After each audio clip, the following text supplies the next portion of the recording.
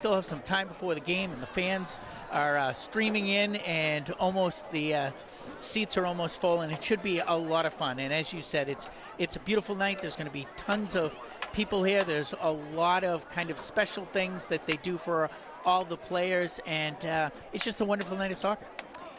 One of my favorite things about Soccer Night in Belmont is that it's not just about the varsity teams. It's about every player who plays Belmont second soccer through Belmont Soccer Association. So kindergarten through 8th grade, they'll all be present here in some way. And then not just the Belmont programs, but the Winchester programs are also invited. And every other year, Belmont plays Winchester in Soccer Night in Belmont, and Winchester always turns out in a big way also. Yeah, it's about the soccer community tonight. And it's all about seeing kids here who are 5 or 6 years old, and they're coming to a game, and they're grabbing snacks and visiting the concession and running around, having a blast and seeing the game. And we've seen nothing but competitive soccer always on Soccer Night in Belmont, and I assume we'll have the same tonight. But it is really about the community, and for many of us who have coached kids in soccer, we started off with a bag of balls and a bunch of kindergarten kids running around having fun, and we've gotten to see them grow up and develop. And a lot of the players that we saw in kindergarten fields 10 years ago are out here playing tonight, and you want to pass down that tradition to other kids who are in kindergarten, first and second grade today. So it's a great sense of community, and especially with soccer. So there will be a procession of some of the youngest soccer players in both towns walking in with folks from the varsity teams from Belmont and Winchester shortly. So that's what happens. A lot of pregame activities between 4:30 and 5 p.m. The procession is a highlight for those young kids.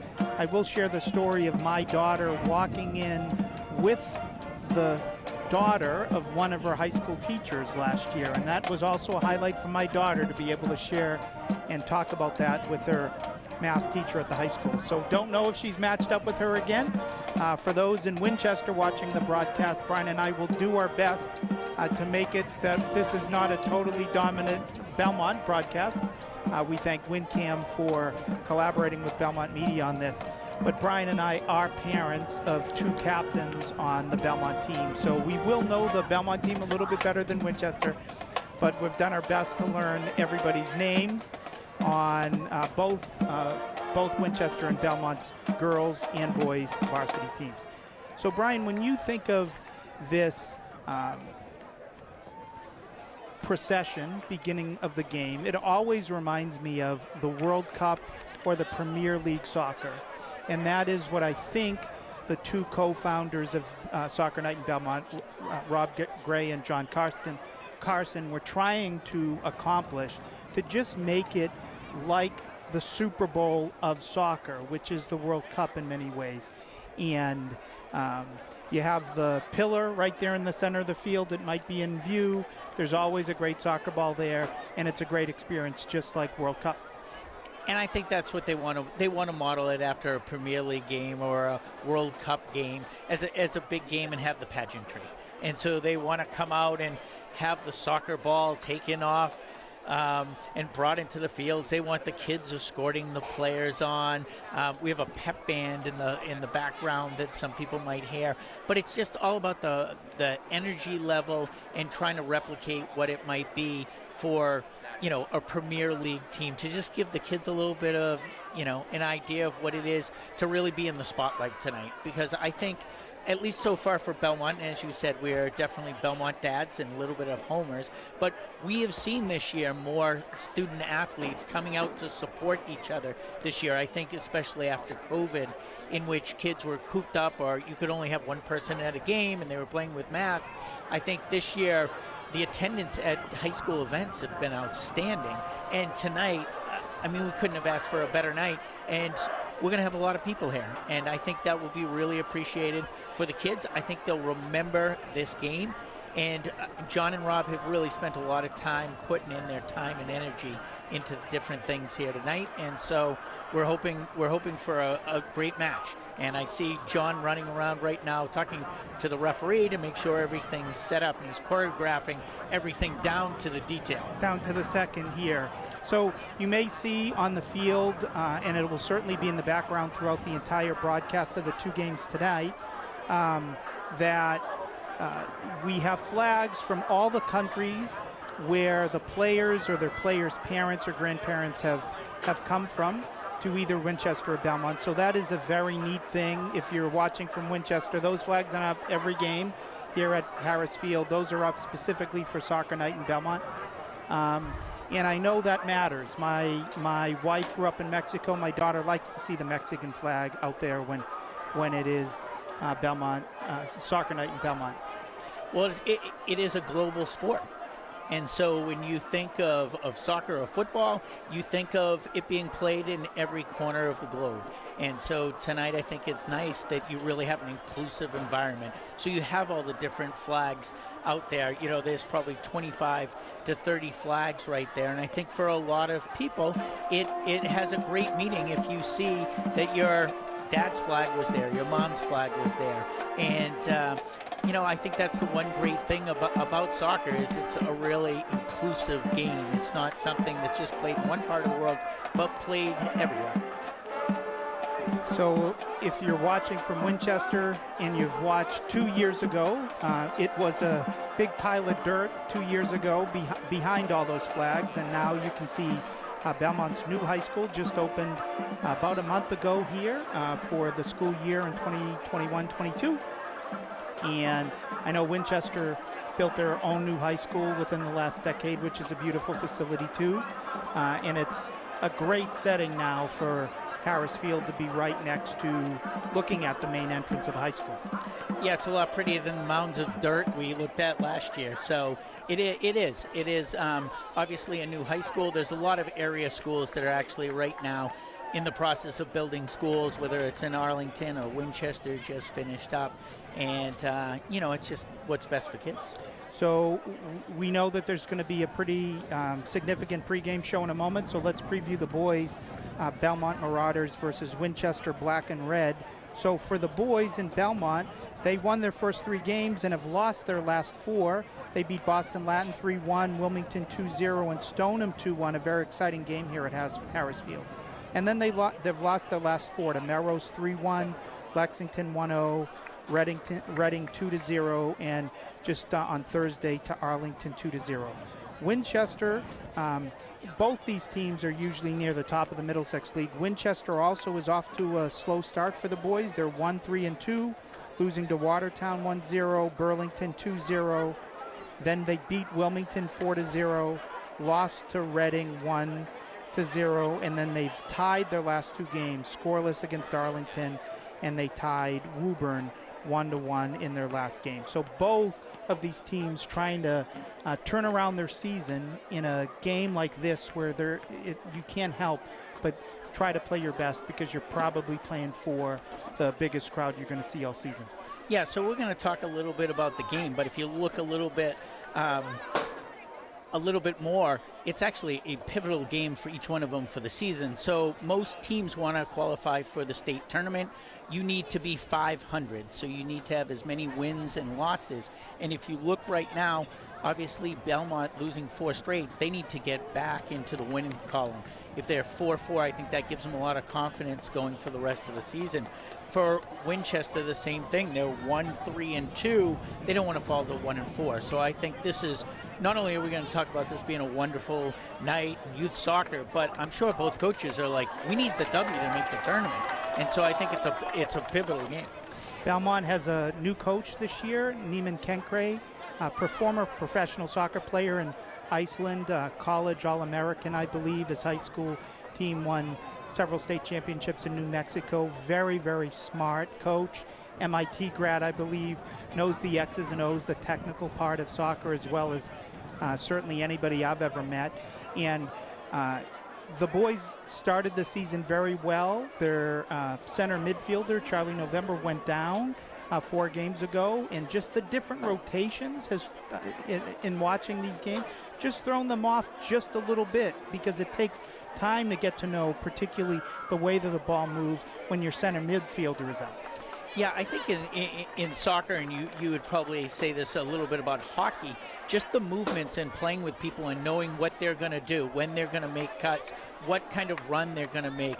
In soccer or hockey, which is just a game in which you don't necessarily have as many plays, you got to get used to each other. So if you have someone who comes in for football and it's your left tackle, you want to have some chemistry with the rest of the line, but you know what the play is and you know how you're supposed to execute. In soccer, they really call it the player's game, because once the whistle blows and you're playing, as a coach, you have effect in terms of changing formations. You might have a dead ball play or a corner kick play that you have. You might be yelling at people to do certain defensive formations, but it's not quite the control you would have if you were in football or basketball, where you can immediately change or substitute people. It's a lot more free-flowing. So if you do miss, especially your people in the middle, it does affect a lot of times the chemistry, and sometimes it takes a while to kind of get used to playing with each other again. So Belmont will start tonight in the goal, Julio Valfrey Zeidenman. They're going to play 3 in the back tonight. On the right side, it'll be Brian Looney. Jesse Dong, their senior captain, plays center back, and Peter Grace, a junior, plays left back. Then they'll have 2 wing backs outside, very speedy players. Ian Burns will be on the right, and Isaac Lang will be on the left. We think Nikola Stefanovic will be their holding midfielder in the middle of the field, but he's been nursing some injuries, so we'll check that when the game starts.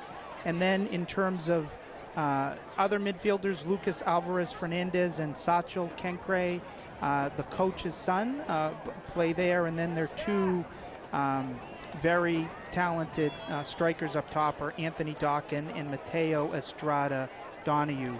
We didn't get Winchester's official starting lineup prior to the game, but recently they've started Brendan Ross in the goal, 4 backs, Soren Patel, Max Duran Morris, David Dodge, and Brian Shen. And then in the middle of the field, Declan Mahoney, Quinn Murray, and Charlie Bella.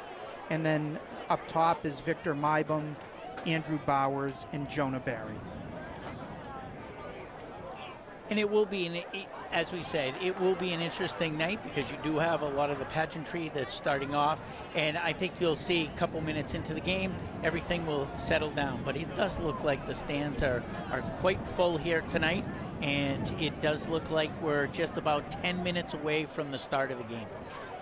What will be very interesting to me, Brian, is if the stands on the far side get totally filled up. You know, you're looking right in the sun over there, but that might be the only place you can stand as the game goes. I see a lot of familiar faces from Belmont here, but I think we have several hundred from Winchester also here. And I think around us we're going to have more Winchester than Belmont fans. So the folks watching the broadcast from anywhere across the globe might think that this game is happening in Winchester's Knowlton Field, but it is here in Belmont's Harris Field. And as you said, both are very strong soccer programs, Winchester and Belmont, for the last, decade, 20, 30 years. And so you're going to get a strong group of people from both sides. And, Winchester's close enough that it's an easy night to drive here into Belmont and root on your team. And maybe, if you're at the boys' game, maybe you go down to Belmont Center and grab a quick bite to eat outside, because it's a lovely night. So as I look around, I just think it's going to be a wonderful night for the kids. So once we cut to the public address system here, which will start soon, we will let them introduce you to what's going on in the field. But we'll just go through Belmont's roster for a moment. Thomas Borkowski is their only freshman. He's a backup goalie. Damon Reyes is a goalie. Stefan Manjikian, a junior, plays back. Ian Burns, Nidish Bada, Jesse Dong, Andy Bello, Isaac Lang, Jordan Anderson, Mateo Estrada Donahue, Anthony Dawkin, Charlie November, their senior center mid who's injured, Sachel Concre, Jake Robinbauer, just a few more, and then we'll cut to the PA. Brian Looney, Patrick Tang, Lucas Alvarez Fernandez, Peter Grace, Ian Gensel, Nikola Stefanovic, Claudio Dragonetti, and Giulio Valfrey Zeideman. So now we'll let you listen in to the pageantry here at Belmont's Harris Field. Almost 100% of the Belmont boys varsity team played in the Belmont Soccer Association. Tonight, in recognition of the contribution our youth soccer programs make in developing these high school athletes, Belmont players are wearing wristbands signifying the color of their Belmont youth soccer team.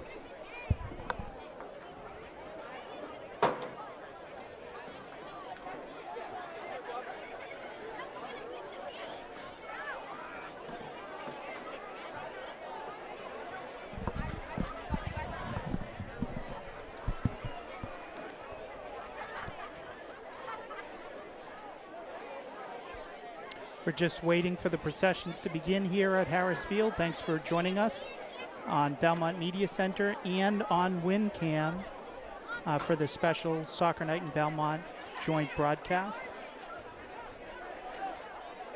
One of the things they did mention, and you'll see tonight, is the players will have on wristbands, which were the teams that they played in K through 2 here in Belmont. So in kindergarten and second grade, it's second soccer here in Belmont, and everyone is has a color. So you're either on the orange team, the maroon team, the light blue team, etc. And so you can see as they march in who is on what kindergarten first or second grade team. I think you are a coach of probably those kindergarten first or second grade teams. For all three of my kids, and one was black, but the two youngest, include my daughter on the varsity team, were yellow. And one of my favorite moments as a coach was just watching those little kindergartners put all their hands into the center and say, "Go yellow!"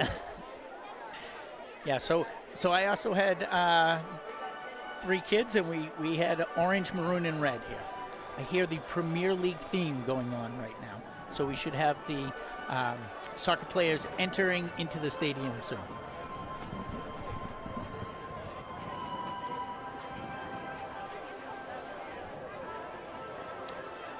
Winchester players entering on your right, Belmont players entering on your left.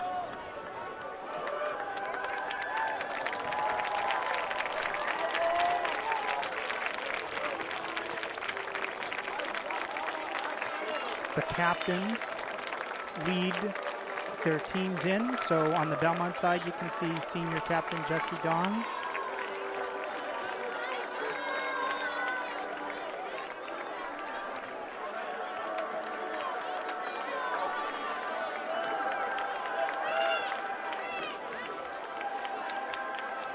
And leading Winchester in is one of their captains, number 13, Max Durand Morris.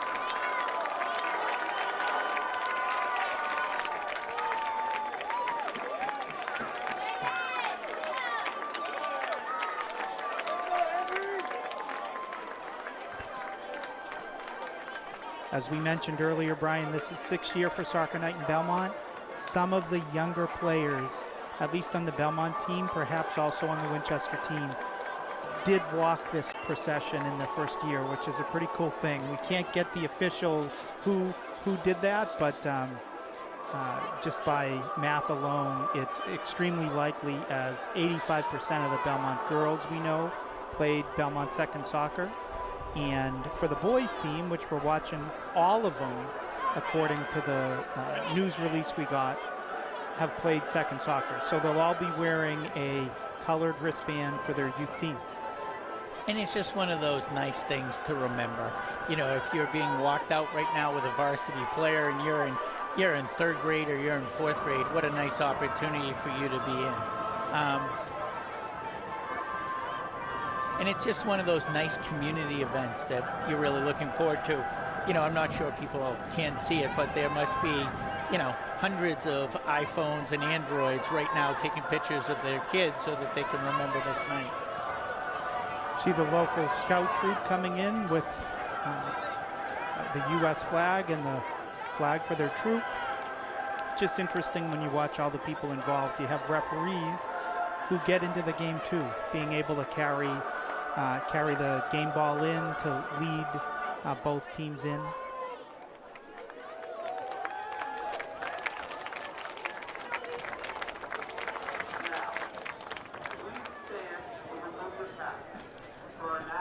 Now we'll pause for the national anthem.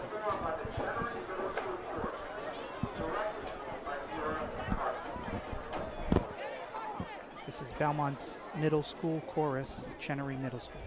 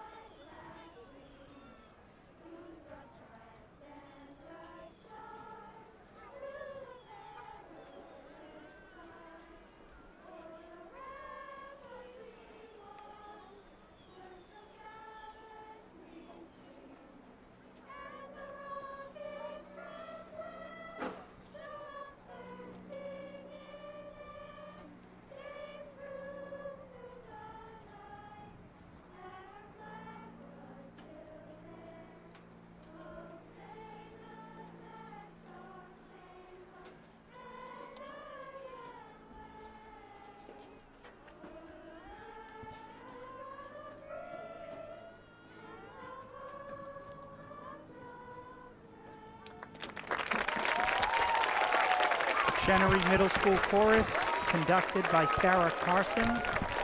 No relation, to my knowledge, to John Carson, who put this whole soccer night evening together along with Rob Gray. You know, for many of us who are a lot older, it is such a nice event for soccer. I think we've seen how soccer has really grown throughout the years. You know, this is something I don't think we see 20, 25 years ago, you know, this many people out.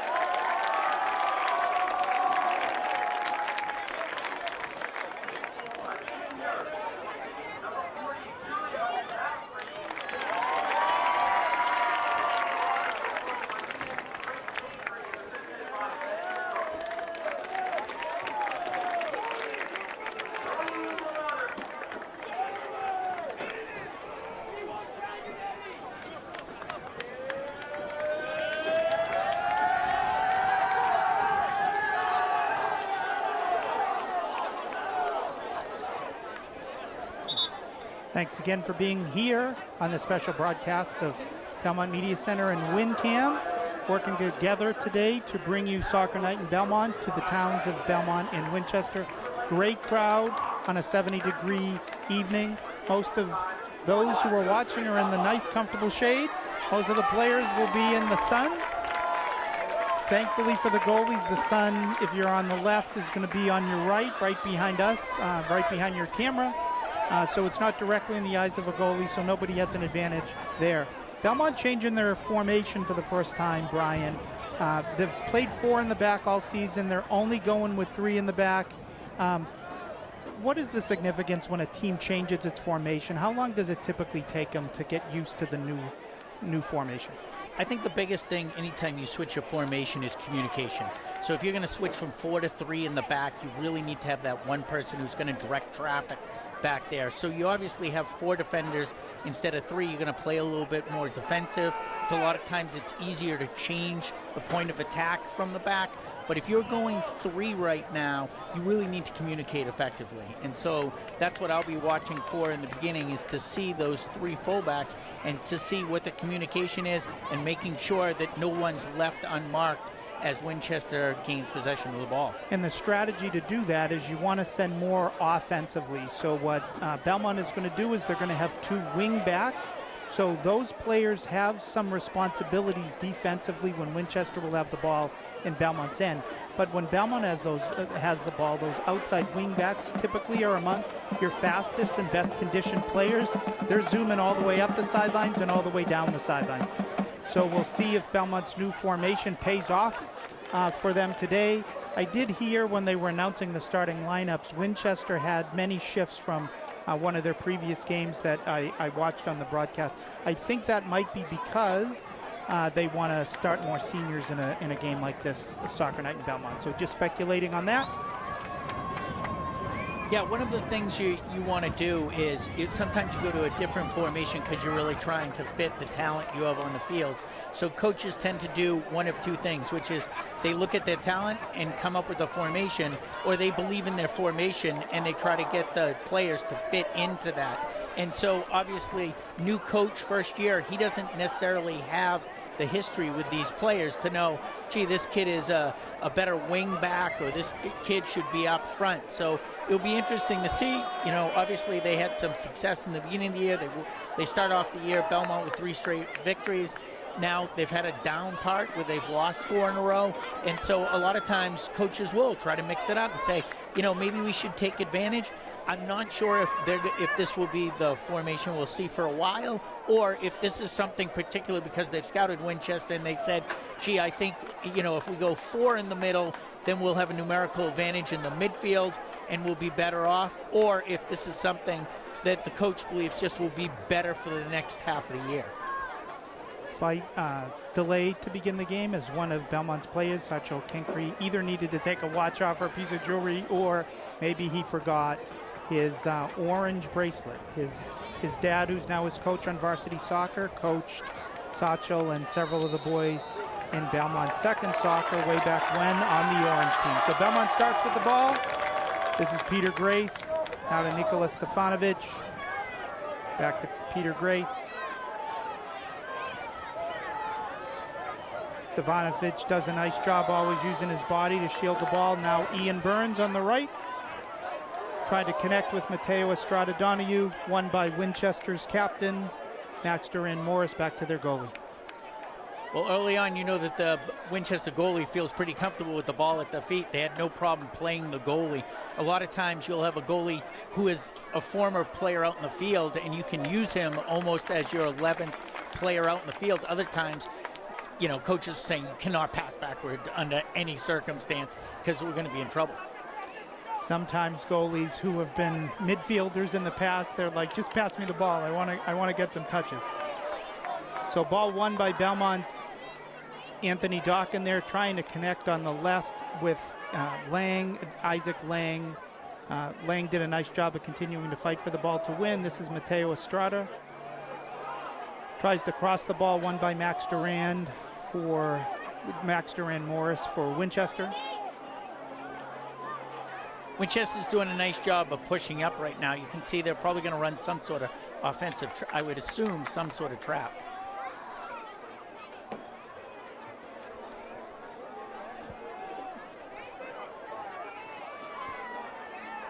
Good battle over there, won by Winchester. Going to resettle here, 24 on the pass. Quinn Murray now out to 15, Soren Patel, the left back. Won by Dokken, unable to find Mateo Estrada. It'll be a Belmont throw-in from their own end. So if you look at Belmont, it looks like they're in kind of more of a 3-4-2-1. It looks like Estrada Donahue is going to play really up front like a traditional striker. They've got him on more or less the last defensive fullback. Trying to keep the defense back and deep. This is 9 for Winchester. Christian Calderon taken away by Belmont. Good ball wins in the air by Max Duran-Morris for Winchester. Now to Anthony Dokken. Really quick footwork by Dokken. He scored some amazing goals already this season, just being able to get shots off in tight space. We'll see if he can put one on the board for Belmont today in similar fashion. Mateo Estrada now works through the ball, takes a shot from way out, blocked by Winchester. Ian Burns on the pursuit for Belmont. Now Soren Patel settles it back down. Now up to Victor Maibaum on the left, taken away by Lucas Fernandez for Belmont. Ian Burns switches the field to Peter Grace. Now Nikola Stefanovic against number 12 for Winchester, Victor Maibaum, won by Maibaum for a moment. Both teams just getting used to each other, feeling themselves out, getting into a little bit of a rhythm here. Winchester seems to be moving the ball to their left side most of the time to Soren Patel. Keep an eye on if that's how they're going to try to begin their attack when Belmont lets them. One of the things I like what Winchester's doing is every time they gain possessions, their midfielders are really spreading out to the touchline. So when you're playing offensively, you really want to spread the defense, and they've done a really nice job of that so far in the early going. Nice pass by Patel up to number 9, Christian Calderon. And Patel's touch back to Calderon, just a little strong. It'll be Belmont's throwing in the back.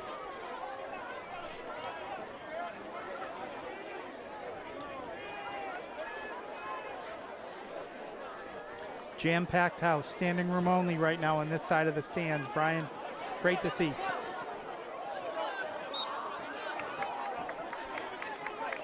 Belmont throw, Ian Burns now up to looking for Estrada, and won by Anthony Dokken on the head. Anthony's going to have an opportunity, it looks like. And cleared wide by 8. David Dodge, the senior defender for Winchester, touches it to Max Duran-Morris, who clears it, tries to go out so that it would be a throw-in, but unable to do it. It'll be a Belmont corner kick. This is Isaac Lang, lefty, who can hook it. Ball is up, looking for the header. Unable to get it. Ball scrummed around. Mateo Estrada had it on his toes. I'm not sure if the referee's called handball. I thought it popped up and hit him in the hand. Quick restart by Winchester. I love that as a coach, is they're already ready to go. Now up to 7, Jude Munson. Oh, nice through ball. To Victor Maibaum. Victor turns it, sends it over on the right. Good move to get an open shot here. Shot and deflected out, so it'll be a corner kick for Winchester. I think that was number 15. No, check the number over there. I thought it was 15. It might be 16, Andrew Bowers for Winchester. Quick touch pass. Winchester's able to take it in, deflected. Winchester keeps it in. Switches the ball out to Soren Patel on the left. Back to Maibaum to Patel. It looks like he'll have a shot. He chooses not to shoot, looking for one of his teammates and unable to connect. It's a foot race now. Mateo Estrada and Max Duran-Morris. Morris is able to send it back to his goalie, Brendan Ross. So far, Durant Morris in the back, number 13, has done a real nice job of cleaning things up here for Winchester. Very active, particularly on the air balls.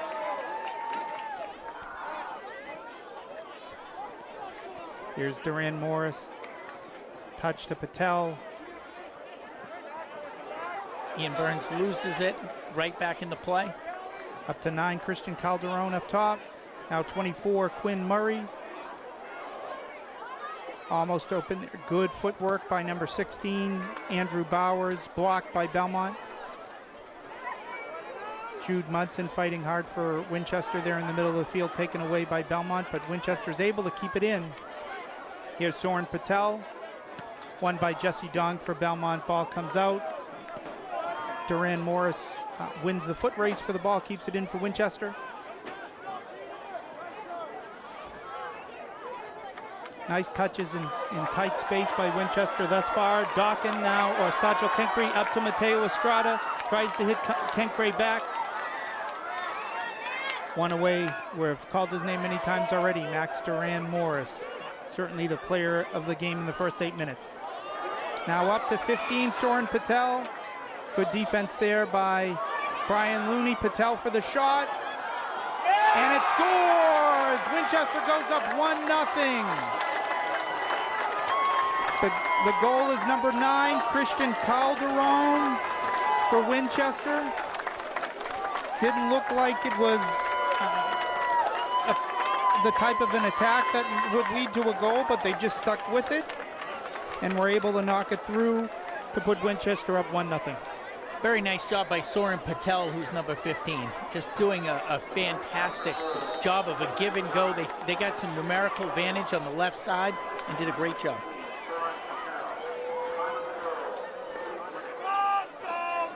We'll see how Belmont responds to Calderon's goal for Winchester.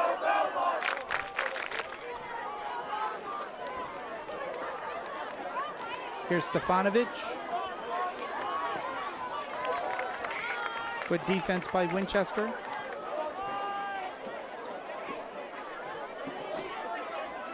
I felt like Winchester lulled Belmont to sleep a little bit by those short touch passes that weren't always going to the goal, particularly number 15, Patel. And then they made that quick pass and quick shot, and I think caught Belmont off guard. This is Mateo Estrada Donahue just touching his last touch just a little bit too hard. Goes out, it'll be a Winchester goal kick. 30-51 and counting on the official clock. Winchester boys varsity leads Belmont 1-0 here at Belmont's Harris Field.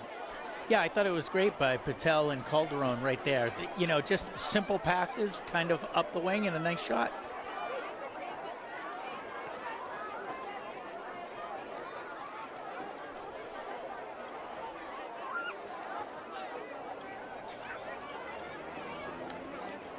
Attempted pass goes out of bounds. It'll be a Belmont throw on the other side. Sometimes when you're playing to just keep the guy in front of you, a quick touch, a deflection like that, I thought that the goalie came out, something happened on that shot. It wasn't necessarily a clean shot. It might have been deflected, but well played by Winchester. Go up 1-0. This is 12, Victor Maibum. Good battle with Ian Burns. Now out to Patel, to Calderon. Nice back of the heel pass. Up to Maibum. Satchel Kenkre slows him down, is able to push it out of bounds, so Belmont's defense is able to reset.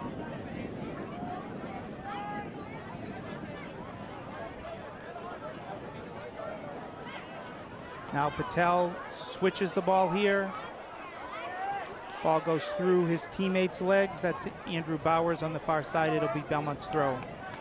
We'll see our first substitution in a moment. Andy Bello coming into the game, a junior for Belmont. I think might be coming in for Nikola Stefanovic. Nikola, wonderful sophomore, great basketball player too. One of my favorite people of all time to coach in youth sports, to just be direct.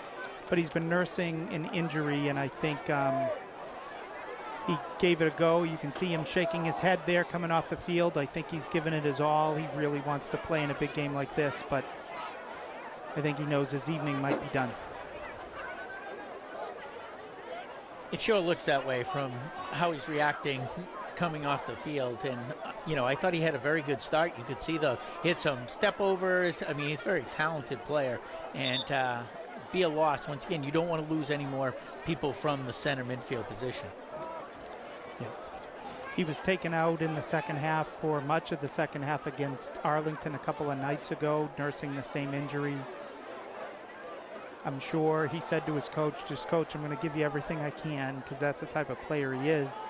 And he gave it 11 minutes in this game, but now we'll turn it over to Andy Bello in the middle.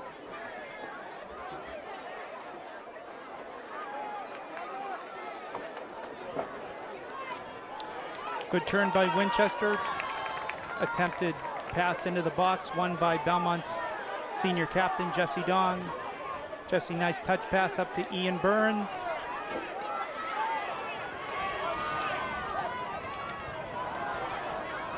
Ian trying to connect with Mateo Estrada again for Belmont, well defended by Winchester. Yeah, once again, Durant Morris right there to break up the counterattack.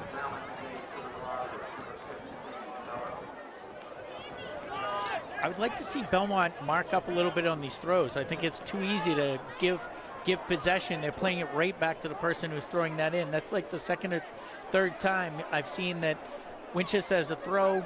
They've got a lot of space to throw in the ball and keep possession. I'd like to see him apply a little bit more pressure and man mark a little bit more there. Nice passing by Winchester. Duran Morris up to Calderon. That's number 7 battling June Munson in there. Won by Ian Burns. But Winchester is not giving Belmont space like Belmont has given Winchester a little bit of space. Not too much, but it's been enough for Winchester to maneuver the ball. Ian Burns content to let that go out of bounds. We'll have our second substitution of the game. In for right back Brian Looney is junior Stefan Manjikian. Supporting a orange wristband. I think I coached Stefan, it must have been now 9 years ago. So it's always good to see the players that you coached in first or second grade staying with the program the whole time and getting some minutes. One of your goals as a coach is simply that they learn to love the game and keep playing. And it's an honor to see players. Jesse Dong, the center defender, was on our yellow team way back in the day too. So good to see Jesse out there. Nice turn by Calderon. He passes up to Mybaum on the left. Well defended by Jesse Dong. Shouldered in by number 16, Andrew Bowers for Winchester. Picked up by Belmont's goaltender, Julio. Julio has a very long last name, so he only needs one name. It's the only Julio, I think, in town, yes, so we can go with that. Yeah, I don't think we'll mix him up with anyone. So now to Lucas Alvarez Fernandez in the middle of the field. His touch is a little long, won by Quinn Murray, number 24 for Winchester. Good takeaway by Murray.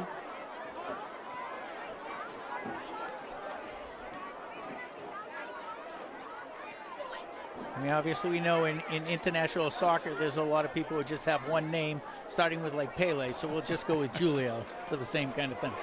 Nice. Winchester, good attack here. Belmont giving them some space. I wonder if that is a factor because of the 3 backs only. But nice it looks ball like in the middle. They have him open. They pass right it here. into number 12. That is incredible save. Nice block by Julio. Point blank save right there. A little bit too open, but that is tough. He did a wonderful job of making sure he closed the short side. As a goalie, you never want to give up that short side. And number 12 for Winchester, Victor Mybaum, challenged him there. He had a good shot on it, but Julio guessed right, was able to block it wide. One of the changes you'll notice this year is you used to have to, when you were taking goal kick it out of the box, the 18-yard box. This year you can actually play it a couple yards to another player to start the offense. So if you've watched soccer before, you're like, I don't understand why they're just being able to make that short pass. That's a rule change.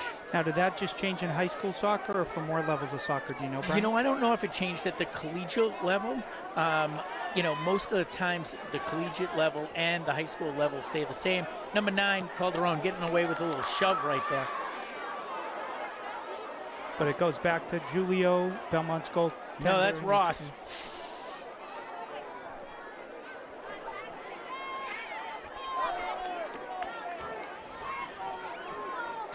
Now Winchester's Max Duran-Morris. Out to Soren Patel.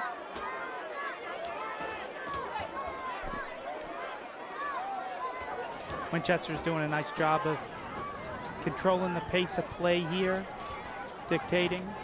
Yeah, I'd say they have more of the possession so far right now.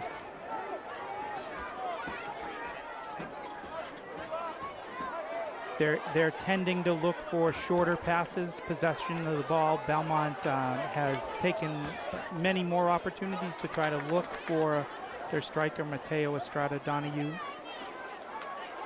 Hasn't paid off for them yet, but it has earlier in the season, so I wouldn't be surprised if they keep trying it at least a few more times. Once again, nice ball. Now this is Maibom. It clears over Julio's head, but it deflects off of the Belmont player. It'll be Winchester's corner kick on the far side. You know, it doesn't seem like the Winchester coach is going to do this, but you look at Max Durant-Morris, who has won a couple balls on the defensive side, and I wonder why they don't run him up a little bit for the corner kicks, just for, you know, trying to get a good shot of trying to run a play for him.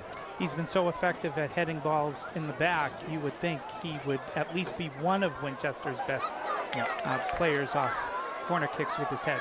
So this is Estrada Donahue for Belmont. Double teamed by Winchester. He's able to get it back to Isaac Lang, the wing back on the far side. Next substitution for Belmont coming in, sophomore Patrick Tang coming in for Mateo Estrada. I think they're likely going to change who plays where. Patrick is going to move into the holding midfield position, the more defensive midfield position, move Andy Bello up, and then likely move Lucas Fernandez up. Yeah, it doesn't look like they're changing formation. It just looks like they're putting someone up top. I think what happened is Winchester's been doing such a nice job of changing the ball in the back that your top striker has been just chasing the ball. And, you know, 20 minutes of soccer when you're playing defense as the lone striker, you're going to get tired.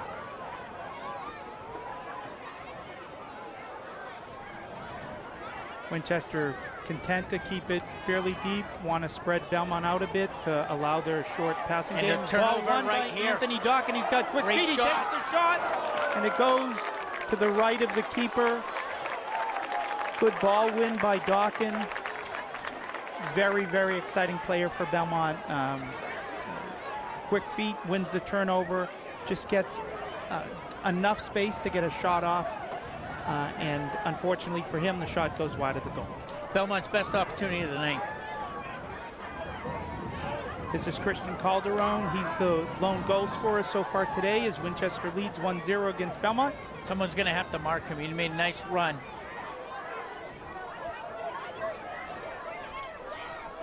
This is Andrew Bowers on the right. Battle with Jesse Dong for Belmont. Attempted clear out, not able to do so. Belmont clears it out. No, with deflection, according to the referees. It'll be Belmont's throw-in on the far side. It looks like we have our first timeout by the Belmont coach. So it'll be interesting to see if they do change the formation. Is he just going to talk about how to execute in the present formation, or is he going to switch things up? I think the first 20 minutes, Winchester's had most of the possession and the better scoring opportunities. I think the teams are pretty evenly matched, so I wouldn't be surprised if you're either going to see some changes in personnel, or are you going to see a formation change right here? Or it could be as simple as, look, this is the way Winchester's playing. They're taking these short passes. They're stretching you out. So here's how we're going to counter that. Yeah, I think it's good timeout. Obviously, Winchester had the momentum. We're a quarter of the way in. And anytime you're playing more defense in a sport, you get a little bit more tired. And as you get a little bit more tired, sometimes communication breaks down, and that leads to trouble. So I think it's a good timeout, kind of gather up, make sure we're all on the same page, and go from there. So if you're watching soccer and you're thinking, well, Winchester has carried most of the possession here. For Belmont, what are the easiest tactics to try to even out that possession?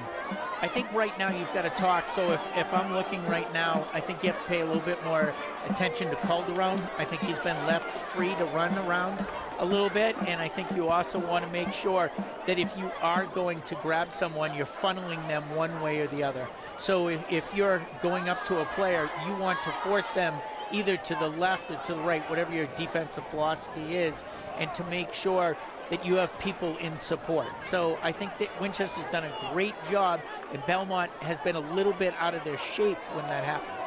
So we're just over the midway point in the first half of soccer action between Belmont's boys varsity soccer Marauders and Winchester's Black and Red. 1-0 Winchester.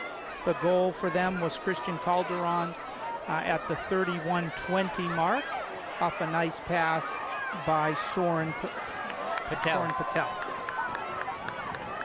Now up to Patrick Tang, very talented midfielder, sophomore for Belmont. Andy Bello now up to Lucas Fernandez to Andy Bello. Andy hits the through ball. Anthony Dawkins, can he win? But great sliding save by Brendan Ross, the Winchester goalkeeper. His best save of the game by far. Yeah, and the best combination play so far of the game. That's the first time we've really seen Belmont string 4 or 5 passes together. Whatever Coach Neiman Krenke said in that huddle seems to have paid off. Belmont has come out with renewed energy here. This is Dawkins winning the ball in the middle of the field. Back to Ken Cray. Now over on the far side to Isaac Lang. Back to Satchel Kenkray. Very talented technical player. Satchel can do so much with the ball. Now to Ian Burns, very quick on the right. Ian tries to line up Andy Bello, the left-footed midfielder, for a shot, won by Winchester, but Belmont's able to keep it in. Clearly Belmont's best possession so far of the game. Stefan Manjikian with the great turn. Now to Bello. Kenkray, good back of the foot by Dawkins, back to Kenkray. Kenkray gets into open space, tries to pass it in the middle of the field, hoping a teammate was there. Nobody was there yet. Now, ball over the top from Patel to Calderon. That was the combination that led to Winchester's first goal. Well defended by Belmont. 7, Jude Mullen. Now to McMahon. To Mybom, turned over. Up to Lucas Fernandez for Belmont.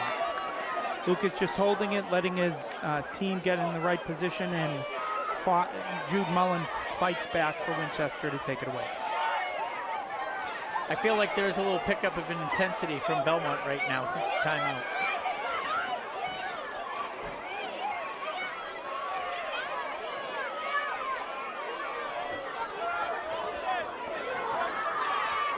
A lot of excitement by the younger players here. I think they're throwing t-shirts into the stands. And while that happens, this is Ken Cray trying to hit the cross to Lucas Fernandez, won by Winchester.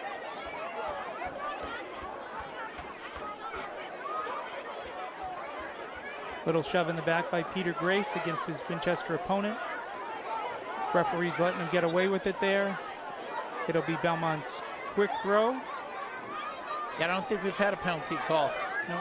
Ian Burns here with the shot. Looks like it could have gone off the hand of the Winchester players. Referees let that go. Burns continues to fight for the ball. Won by Winchester's Soren Patel. Now up to Mybom on the left. Good slide tackle by Stefan Manjikian for Belmont. Back into Munson for Winchester. Oh. Good win by Declan Mahoney in the middle of the field. Can't connect with his teammate. This is Julio, Belmont's goalkeeper. Settle it down here. Certainly Belmont's best 2 or 3 minutes of the game coming after that timeout. You always like to see that. Ball won by Munson. Now to Calderon, and that pass is called offside, so it'll be a free kick for Belmont.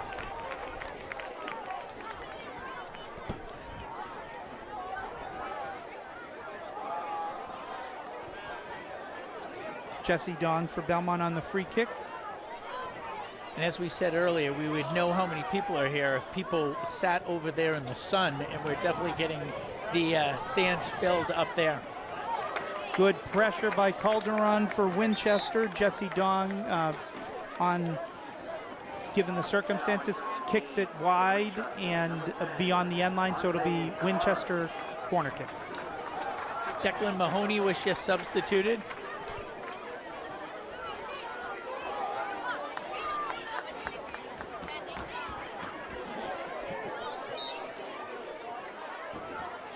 Ball comes into Mybom.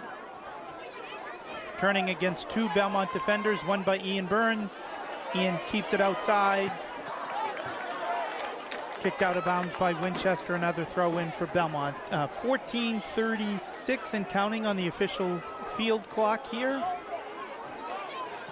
Winchester leads Belmont 1-0 at Soccer Night in Belmont. Another throw in by Stefan Manjikian. Definitely stay with us at halftime. We expect to have Belmont's girls varsity coach, Paul Graham, here to preview the girls game, which follows this game. Projected start time of the girls game about 7 o'clock tonight with the 6:30 pregame show. Header won by Ian Burns, not able to control it very aggressively. Winchester comes up. Winchester wins it again. Mybom, just sometimes very interesting for Brian, of how one team can play so dominantly on one side, and Winchester's most of their attacks have started on this near side here. Easy for us to see the numbers when that happens, but right. You know, a lot of times teams attack up the strong side, meaning the right side. Most of the players are right-footed, and a lot of times when you decide who's going to be your fullback on that side, you might put them on the left side because a lot of times they attack up the right. But so far, Winchester's control, I think they've done a nice job with Patel here on the left side. Crowd reacts to Nikola Stefanovic coming back into the game. When he came off the field maybe 10 minutes ago, I thought his night might be done as he is nursing an injury, but good to see him back in the game.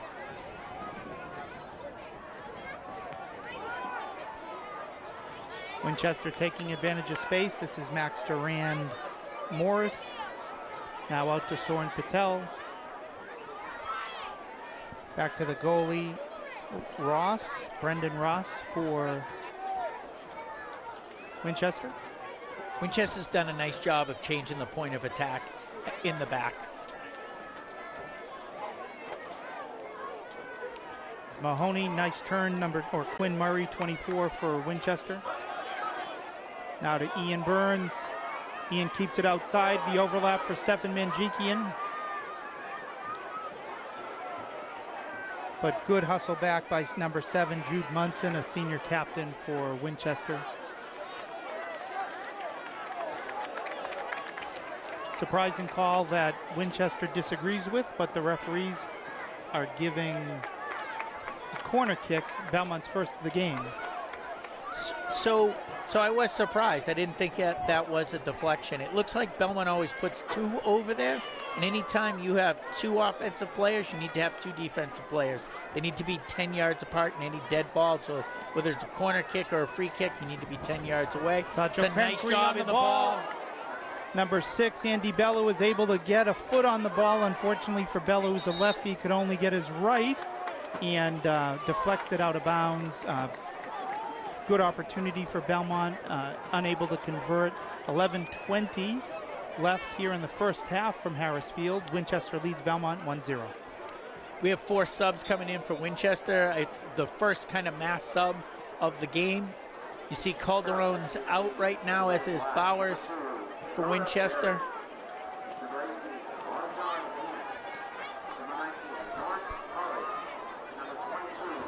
Generally a good moment in the game to sub your forwards, sub your midfielders. after about 30 minutes of running.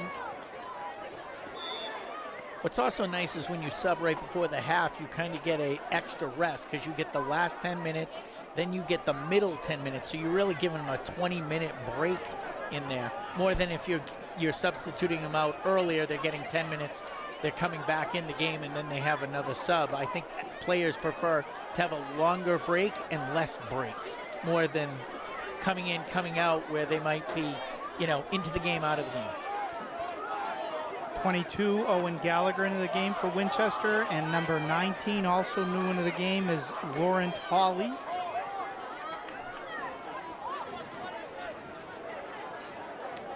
Patel hits number 18, just new Arjun Beemans, but taken away by Belmont. Good step by Duran, battle with Lucas Alvarez Fernandez, won by Winchester. Patel back up to Laurent Hawley. Good step by Nikola Stefanovic for Belmont, but Winchester's looks like they're gonna have a shot here. This is 22, trying to get some space. Crowded by Belmont, won by Belmont's Jesse Dong.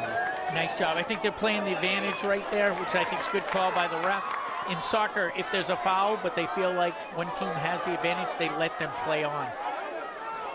To not call a foul, nice, penalize the offensive team. So that's Isaac Lang trying to keep the ball in. Just a little bit long for him. Good eyes by Satchel Kenkre on that to try to hit him with that pass. Yeah, I thought that was a great pass. That's just a step off when you're sending someone into goal. Coming in for Belmont, senior Nidish Bada. We'll see where he comes in for Belmont just in a moment. Coaches often try to play as many players as they can, but certainly the seniors in the soccer night game. Turn and pass intercepted by Belmont's Nikola Stefanovic. Good turn by Nikola. Now pass up to Anthony Dawkin. Anthony settles it, sends it back to Peter Grace, now to Isaac Lang, back to Stefanovic. They're definitely letting them play in the middle, huh? Yeah. Good battles between Stefanovic and Quinn Murray, number 24 for Winchester, who has the ball now, passes out wide. I think Quinn Murray's had an excellent game just settling things down the middle for Winchester. Good step by Burns to win that ball. This is Dawkin.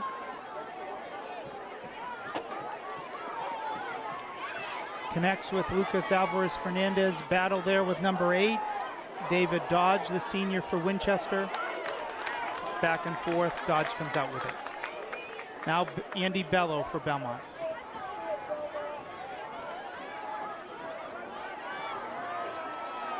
Taken away by Winchester. Winchester waiting for their numbers here. Belmont, good job getting back defensively. This is Kenkre. What do they call that move you just tried? Yeah, the Maradona. I think it was a little bit too much right there. I think just making a kind of a simple pass in the middle of the field might be a little bit a better play. With these big crowds, sometimes you want to do something that's going to get the crowd in the game, build up your own team's momentum. Came close to pulling that off. It's a risk reward. You don't want to give the ball up right there in the middle. This is Soren Patel speaking of good games. He's had an excellent game also, as has Winchester's defense.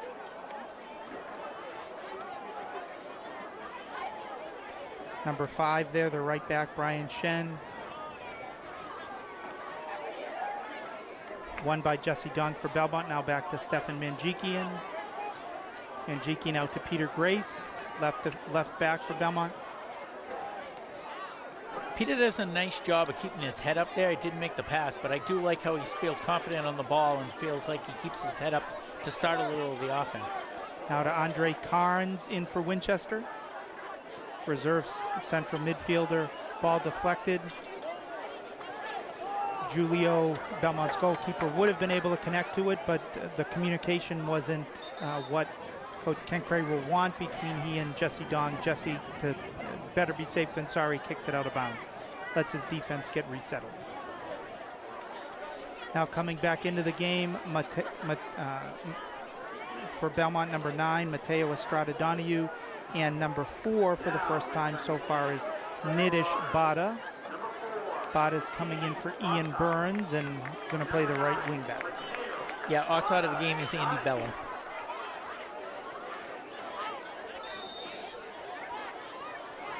Winchester's done a nice job of going back to the thrower in a lot of these. Oh, goal kick. Good bounce for Belmont on that. This will be Julio Valfrey Zaidanen for Belmont. Now Jesse Dong out to Peter Grace.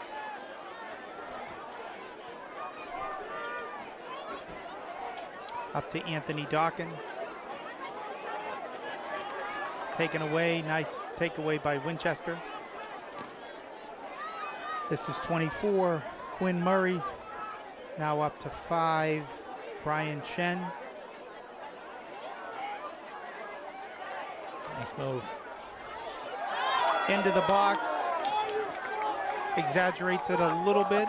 You had many reactions in the stands. You could tell I think he where also the had Winchester given. fans were and where the I think Belmont he had fans also were given up the ball. before he did fall down. Yeah, I think that's a no call. Nidish Bada, number 4 for Belmont, just into the game, being very aggressive in his pursuit. Coach Neiman Trankray has to like that. Oh. Now Winchester having a little space. They get the shot. Looked like a shot for 22. Winchester fans all around us saying, just shoot the ball. We thought that they had a couple of good opportunities for shots. Now it's set up for a corner kick. 3:57 and counting on the official clock. Here from Belmont's Harris Field, 1-0, Winchester leads Belmont. Stay tuned with us at halftime when we'll analyze the first half and we'll preview the second game here for Soccer Night in Belmont with Belmont's girls varsity coach and Mass Coaching Hall of Fame member Paul Graham. South Joe Kenkry wins the ball, takes it into open space. Nice move to win the possession for Belmont. This is Jesse Dong up to Stefanovic. Stefanovic tries to connect with Stefan Manjikian on the right. Winchester steps in between, but it'll be Belmont's throw.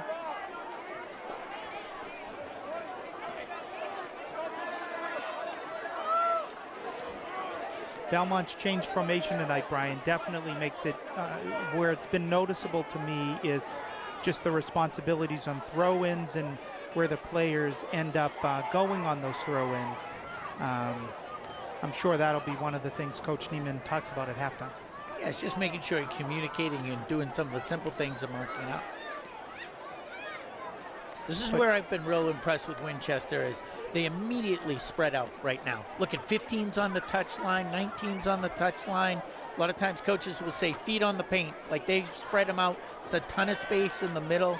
I think they've done a great job of when they have it offensively, is they're using the whole field. Right, and spreading Belmont out. Yeah. And then just taking what Belmont allows them in the open space and just taking their time working the ball up the field. It's been a successful strategy thus far for Winchester. Looking for, where's the open space? Not sure. I think he had number 19 open all day long right there.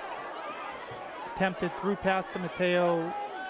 Belmont striker unable to get all the way through there.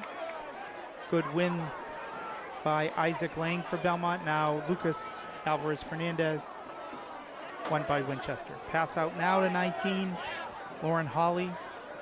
Hawley hits 22, Owen Gallagher. Tries to beat two guys, well played by Belmont's Jesse Dong and Nikola Stefanovic. But 22, Owen Gallagher doesn't give up on it. Carries it into the corner, looking for some sort of a call or a corner kick. Doesn't get one. Now Manjikian clears it up the sidelines for Belmont. Nice shielding of the ball there by Durant Morris.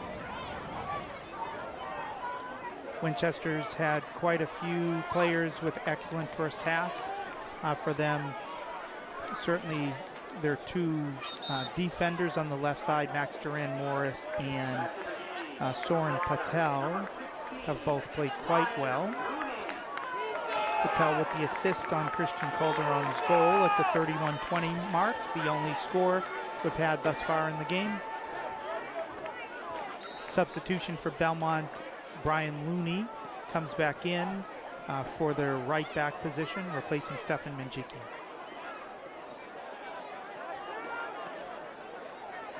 Nice step. I'll correct that. Manjikian moved to the middle of the field. Not quite sure who came out. Nice shot by Winchester's 22.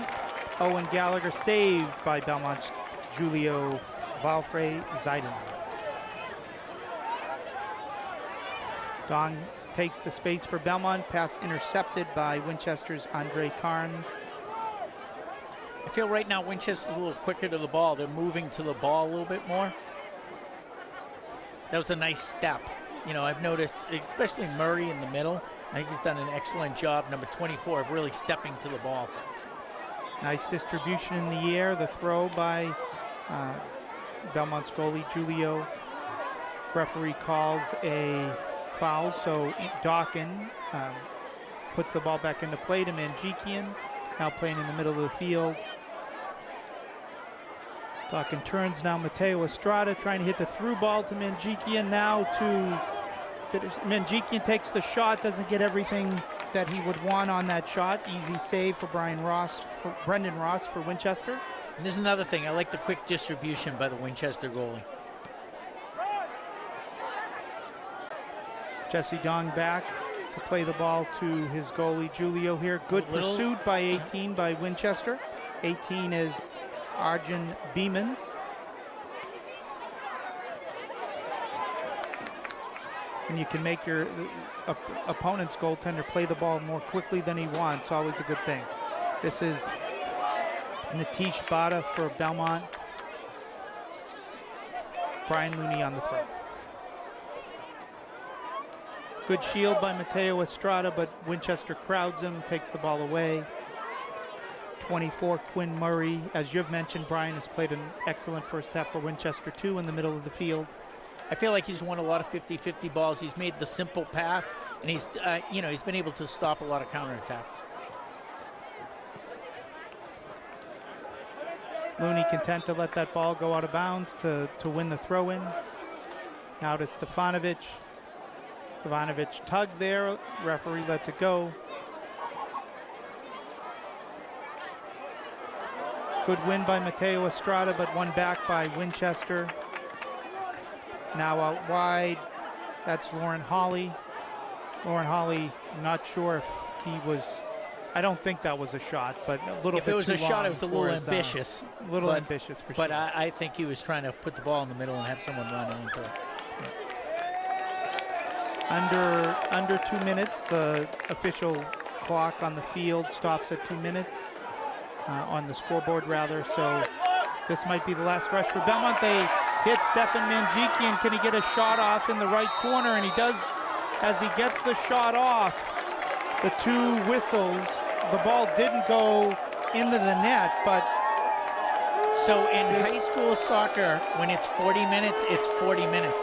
It's not like, I don't think the crowd likes it here on the Belmont side, but when it is 40 minutes on the watch of the referee, it is over. It is the same as if you were looking at a basketball game and it goes to 0-0, the game is over. The official watch is on the field. When it hits 40 minutes, the whistle goes.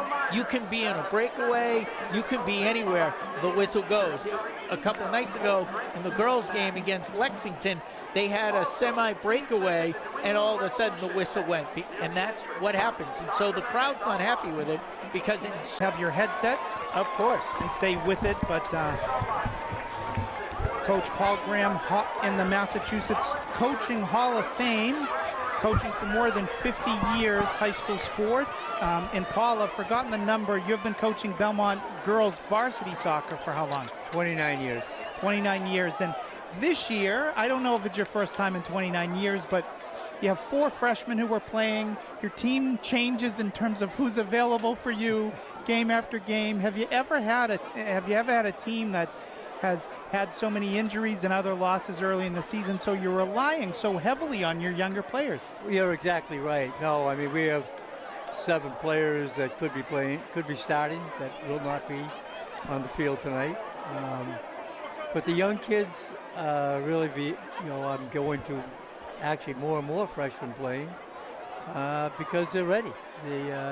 But this is probably the worst year. I've had one other year I had 6 freshmen make my team.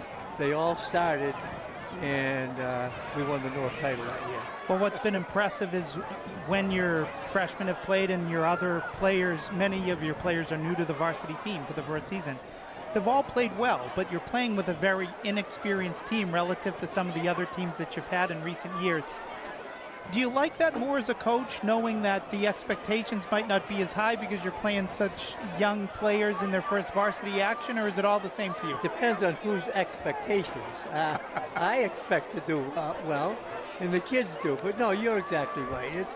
It's very difficult. There's only maybe three starters off the team last year. Everybody else came up from the JVs, the freshman team, and one new girl, and it's great. They've worked extremely hard in practice. I've been playing 18, 19, 20 kids every game, just trying to get everybody involved so they know they're part of it. And I tell them on the bench, you never know what I'm going to do. Be ready. So you've been coaching for many years, but Soccer Night in Belmont, this is its 6th year. So you coached in a lot of big games before there was Soccer Night in Belmont, a lot of state tournament games, a lot of games to decide who was going to win the league championship, things like that. But in the middle of the season, Soccer Night in Belmont, getting all the young kids out here, what does it mean to you and your team to be able to play in a game with these many fans in the stands? Well, this is really something. These kids will never play in front of a crowd like what's here. I went to a Babson College game today. Yeah, there may have been 100 people, and they were playing a school for Boston. So there was a lot of locals. This was only about 100 people. There's going to be close to 1,300 people here tonight, and it's awesome. They're pumped, and it's just so exciting to look up in the stands. I mean, I find myself getting wound up in it a little bit. I mean, yes, I've coached everything and got every award, but there's nothing like playing in front of this crowd. This is absolutely tremendous. And I know Winchester coming here tonight, they're absolutely thrilled that they're involved in this. Their coach, Rick Emanuel, is, he's so happy that we invite them. Yep, and they've had a lot of success. Winchester certainly is a program. So in a normal year, when all your players were healthy, this would be a game that, at least some of your players might circle and say, this is going to be one of our tougher games. What's it like in a big environment like this to prepare for a Winchester team that every season is among the best in the Middlesex team? It really raises the play up by players. I mean, 2 years ago, we played the one, again on Soccer Night, and they had all the superstars, the All-Americans. They had a lot of Division I players. They had 5 or 6 Division I players. 2 minutes to go, we were ahead. Unfortunately, Hannah scored a goal to tie it, but that's a great effort. Yes. Nobody else touched them that year. But our kids were up and the crowd cheering really raises up the play. We're here with Belmont's varsity girls soccer coach, Paul Graham, anticipating the second game of Soccer Night in Belmont, coming up approximately at 7 p.m. Here in the first game, Winchester leads Belmont 1-0. So for you as a coach, just given how many people are here, what does it change in terms of what you do in terms of rotation? Do you try to play the seniors a little bit more because this is their last soccer night? Do you want to get the freshmen in so that they can experience soccer night? Take us a little bit, under the hat there, There'll Paul. probably be a couple surprises tonight. There's a couple surprises. Good tease, so stay tuned, 7 to 9 p.m. tonight. There's a couple of new kids. This will be their first game starting. I do envision trying to there's a few players that haven't got much playing time this year that I am going to definitely try and make a concerted effort to get them into the game. Because it is such a big game, obviously I want to get every senior in. yes, you want to win every game, but we're trying to make a positive experience for these kids and make them feel good about themselves in their high school career, and play in front of a crowd like this with their parents, their grandmothers, and everybody else here, that they get to go on the field. That's really important to me. So there are many people who can't wait when they get to a certain age to live down the Cape the whole time, or to, you keep coaching. Why? I know the answer, but tell everybody watching, why do you keep coaching all these players now, 50 plus years of coaching high school soccer? It's a big reward to me. It makes me feel good that I can help lead some of these players in the right direction. As I told somebody the other day, of all this coaching, all this stuff, I obviously don't do it for the money, because there's no money in coaching high school soccer. But I love the kids. I love the game. I think I've helped many, many players. And I think I do a good job. And I want to continue till either I'm going to hang it up and go to the Cape, or, they didn't want me anymore. I hopefully don't envision that. And in terms of what you enjoy, I'm sure that there's tens or hundreds of things you enjoy, but is it the one-on-one mentoring of the players? Is it helping a whole group come together from a culture? Is it the big upset maybe against a really top team? Well, there's a little bit of both. Your daughter, I've worked extremely hard with your daughter for the 4 years I've had her, and unfortunately she's been out too, but she's still an integral part of the team. That's important, to have somebody like Allie being a big part of the team. But bringing the group together, you have superstars, you have players that, aren't quite as good, but you have to meld them together. And to me, that's what I really enjoy doing, is we're competitive every year. We go to the tournament every year. We go deep into the tournament. And, it's not me. It's the kids. You put them in the right spot, but it's the kids that ultimately do it. So that's what you're trying to do. When I was a kid, soccer wasn't as big in the United States or around here as it is now. Many more kids playing youth soccer than 20, 30 years ago. How has that impacted just the quality and the depth of the players you get to coach? Oh, it's unbelievable. The talent in my almost 30 years coaching here has gone up immeasurably. When I played Belmont soccer many, many moons ago, there was like 15 people, and that was it. That we were the Belmont High School team. But now it's, we had 70, 75 kids come out this year, and that's pretty much what we have every year. We're very fortunate where we have a varsity, a JV, and a full freshman team. So I attribute it to things like this, because the kids are getting, at a very early age, they're getting the love of soccer. And you've had several people helping you out to get the girls well-conditioned this year, including world-famous Becca Peasy here from Belmont. Tell us a little bit about all the people helping you out to make this a great experience. Well, I have Becca Peasy, and when the people see us on TV, they're going to see us in beautiful sweatsuits that were donated to us. But my daughter is a yoga instructor. She's helping us. Melissa Hart is working with my goaltenders, and the goaltenders have risen way up. They're doing such a great job. So it's a little bit more of a community effort this year, and it's great. So give the viewers just one little hint about the surprises you have in mind for Winchester tonight, Paul. You really put me on the spot, Scott. We'll let you off. No, I was just seeing if we could get a little tease there, Paul. I'm not going to say again. When they announce the starting lineup, or when you announce the starting lineup tonight, they'll know who's playing. All right, so we'll look forward to that. He is Coach Paul Graham, Belmont's girls varsity soccer coach. Thanks, Paul, for joining us. Thank you very much, Scott. I appreciate it. Just about ready for the second half to begin here in the boys varsity game. Belmont against Winchester. Winchester leads 1-0. Their goal was at the 31-20 mark. Christian Calderon on a pass by number 15, Soren Patel.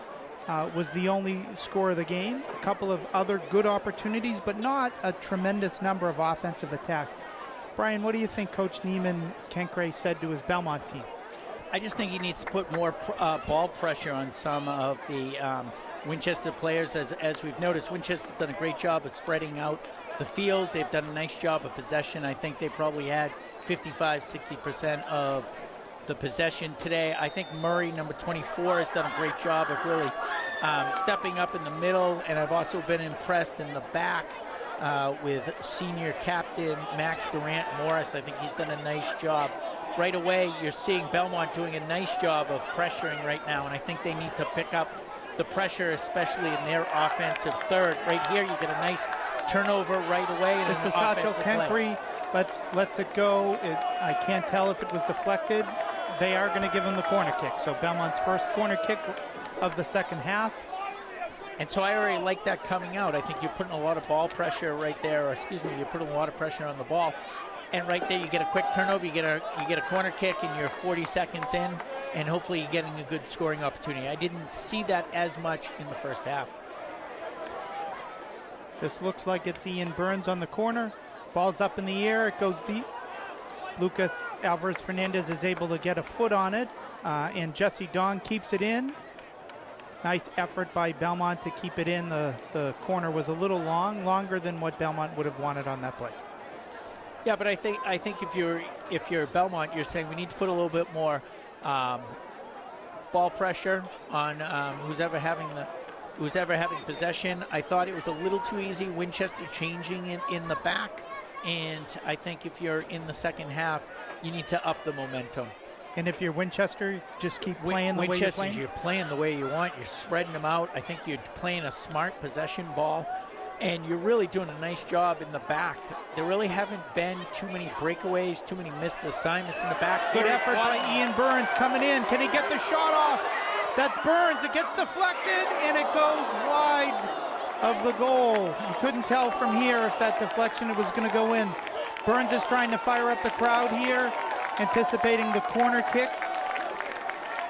Nice individual effort by Ian Burns. That's a player just making a play, beating the guy who's defending him, utilizing his speed, quite quick on the outside for Belmont. It's really the first time I've seen the defenders of Winchester kind of lose their man. Isaac Lang gets the ball in the air. Good head of the ball. Lucas Fernandez is not able to get the head on it. This is number 10, Anthony Dawkin, is able to secure another corner kick, this time from the goalie's right. Coming over for this will be Isaac Lang once again. Left-footed wing-back for Belmont. His last ball was nearly perfect in terms of distance and height. This one looks good too. Can they get the head on it? Lucas Fernandez does, and then the rebound hit over the goal by Jesse Dong. As a defender, you don't get many opportunities to score. That was a great opportunity by Jesse Dong. He was in the right place. He did the right thing, just kicked the ball high of the crossbar. And I think Andrew Bowers came back right there, number 16, came back and made that initial stop on the head. Off of Lucas Fernandez. Nice attempt by Belmont. Belmont, much better start of the second half than the first half. Ball now up. Is the player onside? That's 16, Andrew Bowers, and they call him off. Yeah, he was just a step offsides, and you could tell Peter Grace back there was looking at the ref saying, like, look, he's a step offsides right now, and he clearly didn't go with him, but stayed in a good position to have him be offsides.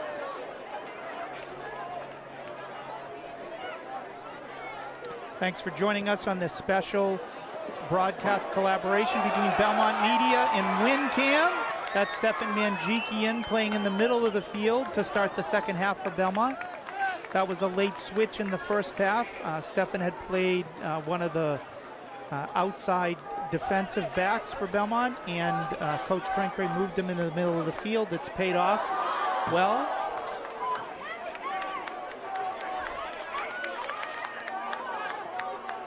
Ball thrown in by number 5, Brian Shen for Winchester. Now up to Lucas Fernandez. Lucas trying to hit the through ball to Anthony Dawkins. Dawkins able to shield it. He's going to get a shot. And he puts it on the ground, and it's saved by Brendan Ross. Good opportunity by Belmont. Good shot by Anthony Dawkins. Brendan Ross, the goalkeeper, anticipated correctly. Dawkins did a great job of cutting off the defender's line. He really received the ball, cut in front of him, so he had the defender on the back, walked in.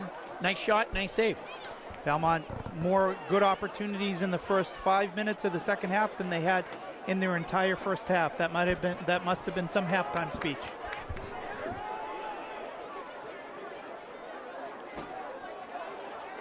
Now Dong up to Manjikian, won by Ian Burns. Intercepted by Declan Mahoney for Winchester. But now Manjikian again. Now Victor Maibaum, 12, the left wing for Winchester, being very active there. Here's Maibaum, has space in the middle of the field.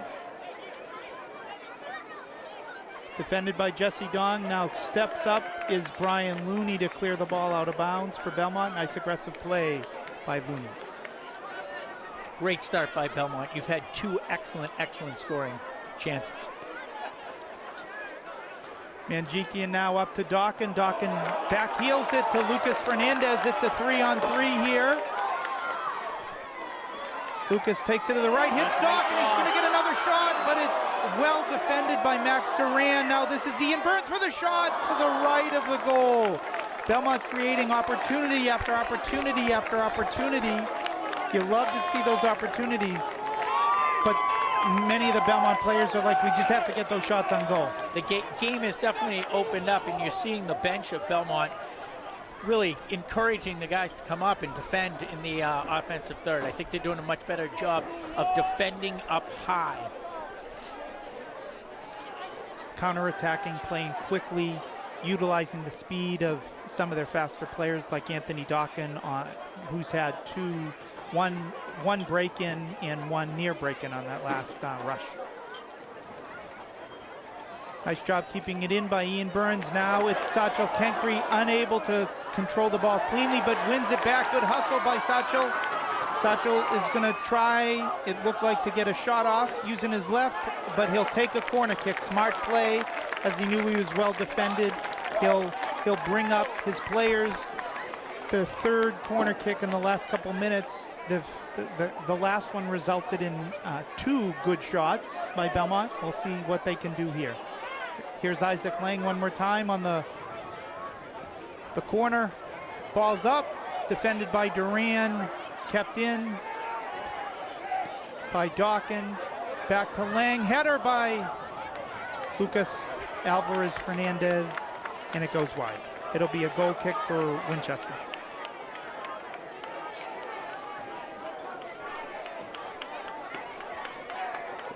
So in high school soccer, you do get to use a timeout. I'm almost thinking Winchester, just to change the momentum, might need a breather right now. Usually you call a timeout sometimes if you're going to change the formation, or if you want to change momentum. And right, intercepted. Belmont passes into Dawkins. Can he get the shot off? He does, and he scores to even the game. Anthony Dawkins, one of the best celebrators in high school soccer. You sometimes penalized when he scores because of the crazy stuff he does. Getting the fans into the game. Excellent pass by Belmont to get Dawkins the ball. He didn't receive it cleanly, but he settled it.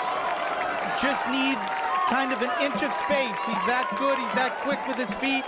Drills it in the lower corner to even the game. 1-1, Belmont and Winchester.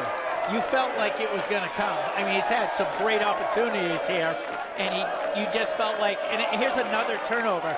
I think Winchester has had more turnovers right now than they have had the whole first half. I don't remember them really having turnovers, and they've probably turned the ball in their defensive third. They might have turned the ball over 5 or 6 times right now, which has been great scoring opportunities for Belmont. Relative to the first half, though, Belmont has come out much more aggressive defensively, particularly in Winchester's end, and that extra pressure has led to some of Winchester's turnovers. Now we'll see how Winchester regroups. 1-1 now at Harris Field, 31, just under 31 minutes here to go in the game. Looks like we'll have an exciting finish here. Foul on Peter Grace for Belmont. Quick played by Winchester.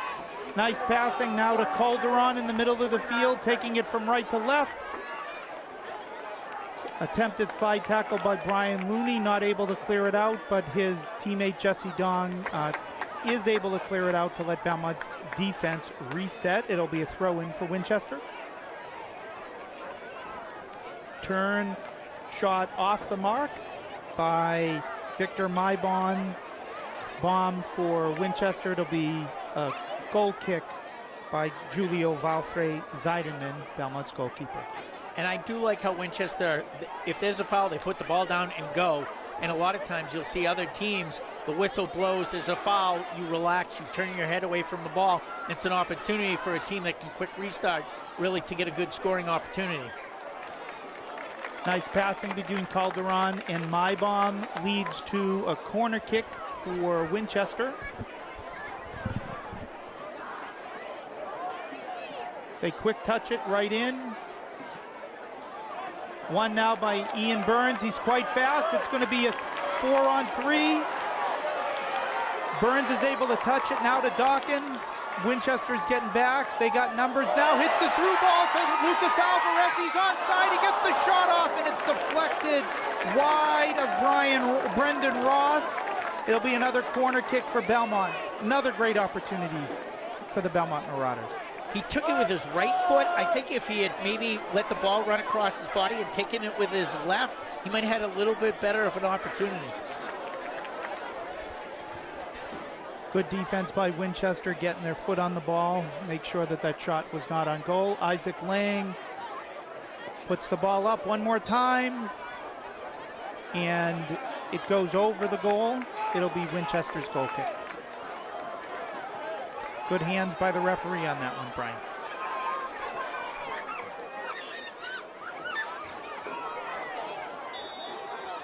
Foul called, I think, on Belmont's Stefan Manjikian on the jersey pull.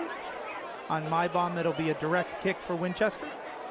One of the things I've noticed that Winchester since the half is they haven't gone to that kind of simple, easy passing games. They've tried to take a little bit too many people on 1v1, like keep the ball on the carpet, make a simple pass. Good interception by Dawkin. Another back heel pass. Looking for Kenkre on that one. Good throw in by Isaac Lang, nice and quick, and Anthony Dawkin's speed once again will result, this time not in a corner kick, but a throw in very deep in Winchester's end. Isaac Lang in for Satchel Kenkre. Satchel using his body quite well there to pass back to Peter Grace. Peter's got a bomb of a leg. He looks for the shot, and it comes right to Brendan Ross. You like pulling the trigger on that just to keep the goalie honest, or would you have liked to see him control the ball a little bit more? He's got a good leg, so I would not want to deter him from shooting. I would have liked to have seen him take maybe a couple more dribbles. I thought he had a chance instead of shooting the ball from 30 if it's from 25, and I think that also sometimes gives the opportunity for people on the far side to crash the net. What I like about that is it's going to set up Peter to pass later on in the game, but it shows that Belmont is being aggressive at shooting, and that could have some positive benefits on Belmont's momentum. Nice play there by 24, Quinn Murray for Winchester. Now into Calderon. He waits for his teammate. Julio comes out with a great diving save in front of Quinn Murray. Good opportunity by Belmont. Another strong play by Stefan Manjikian. Passes up to Dawkin. Another foot race here. Dawkin against number 8. David Dodge for Winchester. Dodge clears it. This must be the 6th corner kick in 14 plus minutes here for Belmont. You'll take that, a good indication of how aggressive the team is being offensively. And I like the fact they put Peter Grace here up in the box. Like, I like getting some of the bigger, stronger players are going into the box and trying to score. Belmont switching it up on who's putting the ball into play. This is Satchel Kenkre. Up in the air, it's fairly long here. A little bit longer than what Kenkre would have wanted, but nice job by Belmont trying to keep it in, but they kick it past the sidelines. Winchester's throwing. Yeah, a little bit too long. Sometimes on a night here in a packed crowd, you're a little bit more likely to put a little bit too much on a corner kick than not enough. Here's Satchel Kenkre, Belmont's midfielder. Starts and stops. He looks like he had an opportunity to shoot. Now to Anthony Dawkin. Well defended by Winchester's Quinn Murray. Good aggressive pursuit by Belmont. That's Isaac Lang as he tries to win the ball. He knocks down Winchester's Declan Mahoney.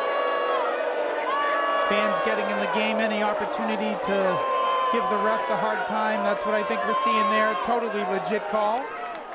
Yeah, I thought it was a fine call. Belmont High School pep band here for the first time at one of the soccer games this season, adding to the energy and the excitement of the crowd.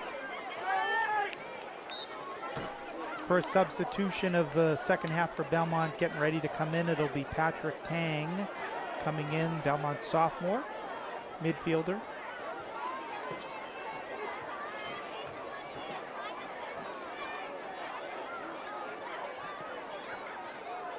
Cleared out by Jesse Dong.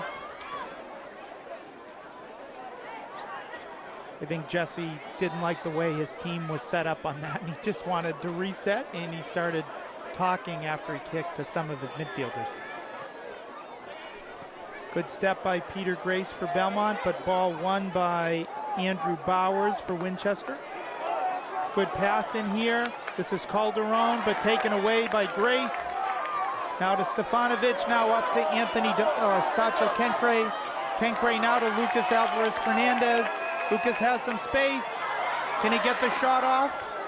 His touch was just a little bit too long. He felt like his arm was tugged at a little bit. If it was, it looked like it was fairly minor. I feel like they've let him play a little bit tonight, so I'm not surprised that wasn't a call. Good, evenly officiated game.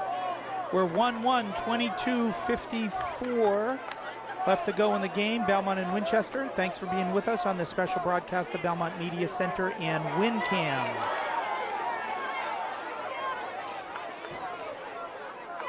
Nice pass, Calderon. Now up to Mybom. Mybom turns, and Mybom is tripped. Easy call for the referee. This is scoring distance from about 35 yards out. Definitely. Belmont crowd does not like it, but Legit call. excellent call. A little disagreement about where the ball should be right now. Winchester trying to take an extra 5. Any teams would do that. We'll see if they have a dead ball play right here. It looks like there's 3 over the ball. Sometimes you do this because you want the other team to guess of which person is taking it. Are you taking it from the left side or the right side? Or there might be just some play where you're trying to get a little momentum on the ball. You're trying to get it to roll so that it's an easier shot. Looks like they have 3 in the wall right now. I think we're going to have the shot. But it goes high by Winchester's Jude Munson, their senior midfielder, co-captain. 2 substitutions for Belmont coming in. Stefan Manjikian and Nicholas Stefanovic are coming out. And for them, Mateo Estrada Donahue and Patrick Tang. I thought Stefan Manjikian gave you great energy. So he was in the back in the first half. He was up front. I thought he won a few balls, was able to send a few through balls. I think he was very active right there and gave you some great minutes. Using his quickness in the middle of the field as it opened up for Belmont. Started many attacks. So we'll see if Estrada, who's playing in the middle of the field instead of up top for the first time this game, can also make that happen in the middle of the field for Belmont. Mybom for Winchester. Now into Declan Mahoney. Declan's pass goes out of bounds. Belmont's throw on the far side. 1-1, Belmont tied up the game at the 31-30 mark of the second half. Winchester had led for about 40 minutes of this game up until that point, 1-0. Belmont's able to intercept the pass now. Dawkin, quick footwork here. People who've watched him play love it when he does that. Attempted pass for Lucas Fernandez, unable to connect, but Belmont keeps it in. Patrick Tang moving the ball in open space, tripped. Referees will give him the call. I've coached Patrick in the past. If he takes it, I know Patrick can score from here because I've seen him do it. I think he got fouled 3 times right there.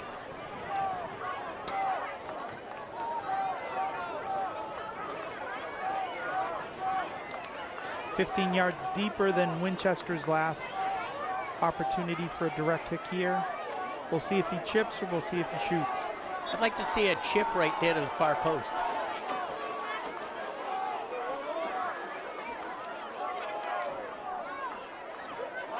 Patrick Tang for Belmont, ball's up in the air. That's a beautiful ball. Dawkin is able to get part of his leg on it, but not cleanly. This is Kenkray. Belmont's keeping it in. Now back to Patrick Tang. Patrick then chips it. Alvarez now. Can he get the shot off Lucas? Well defended by Winchester, is able to block Lucas's shot. Ball goes out of bounds. It'll be Belmont's throw-in on the far side.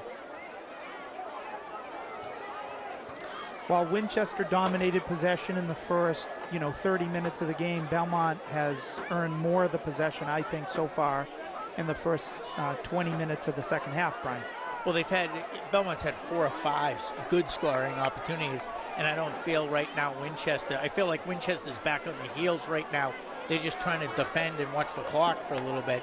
I wonder if you, as I said, do you want a timeout to change the momentum? Or are you going to go to your bench a little bit, maybe get a little bit more energy if you're Winchester? But right now, they're on their heels. Good battle on the far side. Ball goes off of Winchester. Now substitute coming in. Senior number 20, Ian Gensel, coming in for junior Peter Grace. First action of the game by Gensel. He'll play the right back position for Belmont. Or left back position, rather. Good win by Ian Burns. Ian's got some space. He hits Mateo Estrada. Mateo gets his leg on it, and then he runs into the goalie, gives him, couldn't tell if that was an offensive push or just trying to not run into the net full steam. No call. Winchester wanted that call for sure. Rule in soccer to try to protect the goalies, so you never want to see the goalie, who often has to lay out fully or go very aggressively to win the ball, be run into.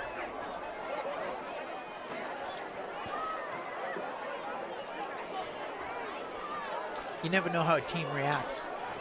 Is that waking up Winchester, or are you're continuing to set the tone if you're Belmont? Ball into the box. Won by Isaac Lang for Belmont, but Winchester keeps it in. Mybom trying to create some space. Back to Calderon. Calderon gets the shot, nice and high, and it's saved with the extended fingers by Julio Valfrey Zeideman, but it'll be a corner kick for Winchester. It looks like Winchester's going to try to play this quickly. Belmont hustles over for defense. 16:33 left here in the game on the official clock. Winchester with the corner kick in Belmont's end. 1-1 Winchester and Belmont. Low kicks. Belmont is able to clear it out. Good opportunity for Winchester. Their players just weren't there to take advantage of that rebound. 3 players into the game for Winchester. Number 10, Andre Carnes, and number 19, Laurent Hawley coming in. For Belmont, Stefan Manjikian returns, replacing Satchel Kenkray. So Manjikian going back again into the middle of the field. A lot of times you run those corner kick plays, and a lot of times people like the chipped ball in the middle, and other times, nice throw-in right here. Bomb of a throw-in. But Belmont now on the counterattack. This is Lucas Alvarez Fernandez. It's 2-on-3. He's going to try to hold it back. He's tripped up. this is going to be another opportunity. This, again, is a place where Patrick Tang or perhaps others on the team could score, or at least have a nice chip. And I think Coach Neiman Kenkre is calling a timeout here because he's got a special play in mind, perhaps, Brian. Maybe, as we said, you know, there's really three reasons you call a timeout. You're either resetting the formation, you're setting up a dead ball situation, or you're trying to change momentum. And right now, Belmont is not trying to change momentum. It's been all Belmont in the second half. So I don't think it's that. I think what you're seeing right now is giving specific instructions of what you want done here in the last 15 minutes. I don't think you change the formation. If you're Belmont, you are just keeping them on the attack. You know, I feel like Winchester is hoping just to play out this last 15 minutes, although a nice shot by Calderon down here looking for a second goal. So this is exactly what you want in a soccer night in Belmont for the first game. Capacity crowd, beautiful weather, tie game, final 15 minutes.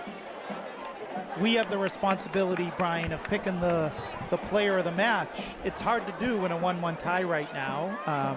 Certainly for Belmont, has had some outstanding play. It was a great score by Anthony Dawkin. For Winchester, the first half certainly was dominated by their defense.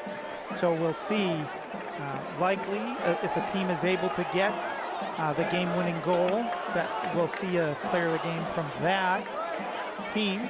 And this isn't just a verbal honor. They win beautiful high-end Puma cleats because of the sponsorships that John Carson and Rob Gray have earned for Soccer Night in Belmont.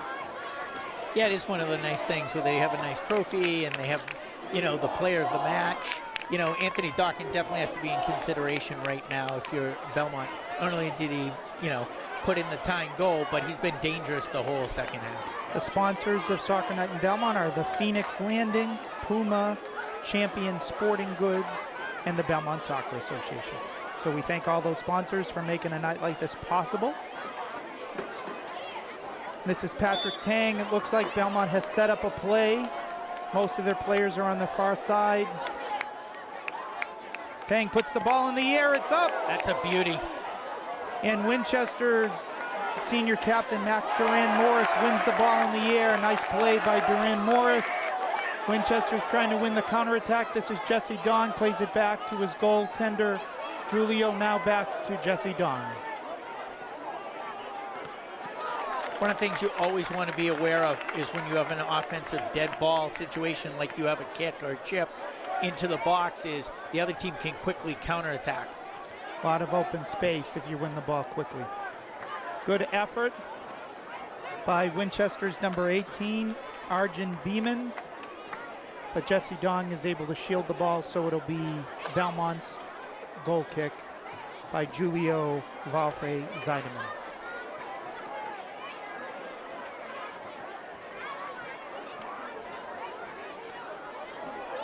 Wow, that ball almost got through for Belmont. Very 60-yard pass. Nice attempted pass from Dawkin to Manjikian, intercepted by Winchester.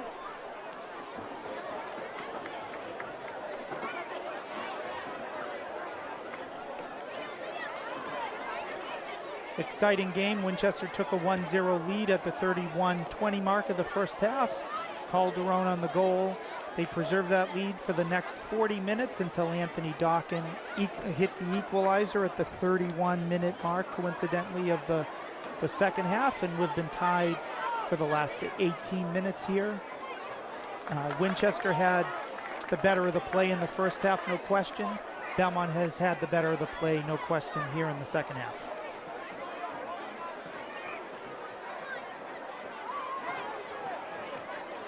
Winchester corner kick, plays without centering the ball into the box, won by Belmont. They've tried that with a little bit of mixed results. I actually like when they send a low line drive and just try to get a deflection on. You know, a lot of teams when they have corners will run some sort of play. Sometimes they'll have a cross in the middle, which is your traditional high looping kick, and they're trying to get ahead on it. And other times you're telling people just to kind of have a line drive and you're just trying to get a body part and deflection. I thought Winchester, when they went with a kick just trying to get a deflection on, was the most dangerous corner kick they've had. Other than that, I find they haven't been as dangerous on the corner. We'll have our second timeout here as Winchester now calls the timeout. 12:30 or so left here in the first of 2 games here for Soccer Night in Belmont. While we're here, we did mention the pep band is the first time we've had the pep band here for Belmont to fire up the crowd. We also have the New England Revolution's bus here to entertain and to give free stuff, I think, to the youngest players of soccer here from Belmont and Winchester in the stands. So we're glad that you're here. This is a special simulcast. It's being broadcast through Belmont and through Winchester in a collaboration between Belmont Media Center and WinCam. Scott Landry and Brian Merringer here on the broadcast. I know during halftime you were talking to Coach Graham about the upcoming girls game, but there was a presentation for David Hamer during halftime, and I just want to say he's been a long time president, vice president, extremely active with Belmont Second Soccer and now Belmont Soccer Association, and he has really been an incredible volunteer and done a lot for the soccer programs here in Belmont. I just want to make sure that we pointed it out. He got a special recognition. Last year was Charlie Conroy, who also has done so much, and you look at a lot of the people in and around and the volunteers, and they're giving up hundreds of hours to make sure their programs run well and kids are active and they have a good experience. And both Charlie last year, and I was glad to see that David Hamer got recognized because he put in countless volunteer hours into making sure that hundreds of kids had a good soccer experience throughout their growing up and going through the program. More than 1,500 kids a year in the combined Belmont Soccer Association now with Belmont Second Soccer. That wouldn't have happened without Charlie Conroy and David Hamer's leadership here in Belmont. Congratulations to David Hamer. One of David's daughters, Evie, is in the pep band, trying to make sure that the Belmont crowd, at least, is very active and loud. Now substitution for Winchester coming in, number 16, Andrew Bowers returns.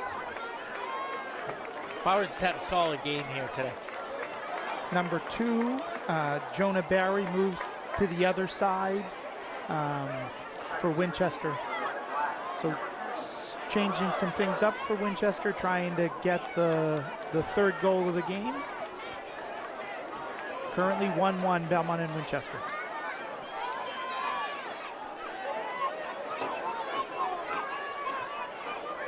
Good step, Patrick Tang, but won back by Winchester. Looks like Winchester's number 2 is going to be unable to get his foot on the ball. That is Jonah Barry, their senior.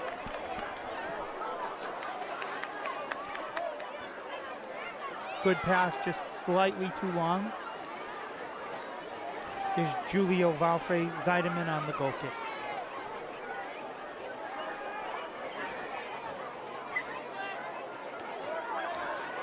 Very nice header by Brian Shen for Winchester.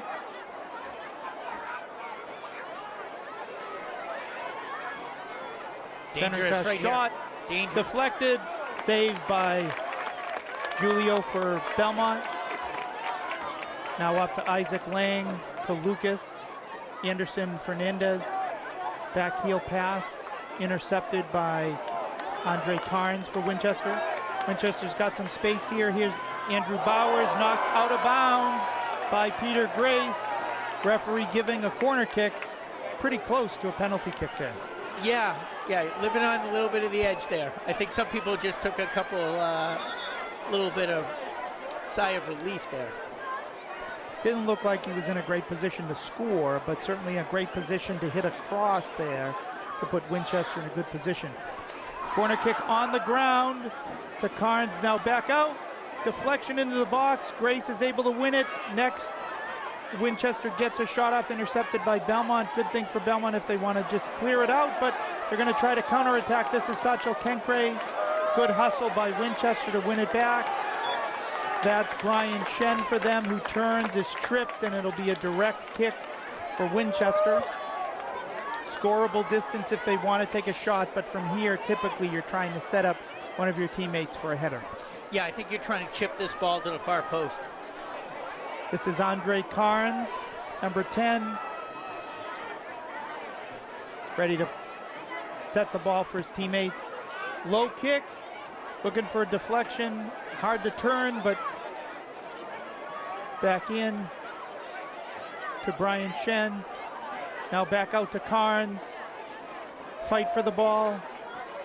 Patel with a shot. Patel with the shot and a save, diving. Fully extended by Julio Valfrey Zeideman to keep the game tied 1-1. Great save. Great save. That is the save of the game. First year varsity starter, might be the save of his career. We haven't seen all of his games, but that one was quite a gem. Winchester's got their best 4 or 5 minutes of their second half of play as we speak.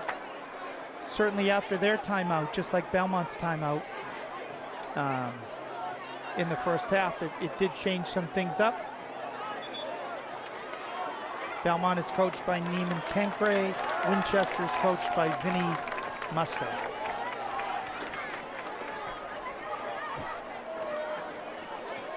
Just under 8 minutes left. Winchester with the ball in Belmont's end.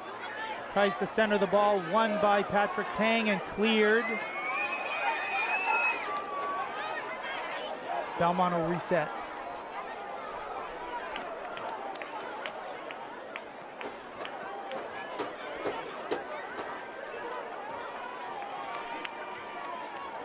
Big time throw, 40 yards there. Winchester's able to get the ball on shot, and he falls down. It's going to be another shot for Winchester, and they score to take a 2-1 lead. Calderon again. Calderon for his second goal of the night. What a play by Murray. Like, right there, to me, Quinn Murray really makes that play of the game. The ball looks like it's going out. He's able to kick the ball over his head back to get it into play. They missed the first chance, and Calderon cashes in on the second. Great shot. Yeah, a great shot, great play by Murray. He wasn't where the pass was intended. It went past his teammate, but he was ready, made a quick touch, put the ball on the far side. Tough on any goalie where you have to defend the full width of the goal. You would think, as most goalies, that the ball was going to go to the near side, but that went to the far side.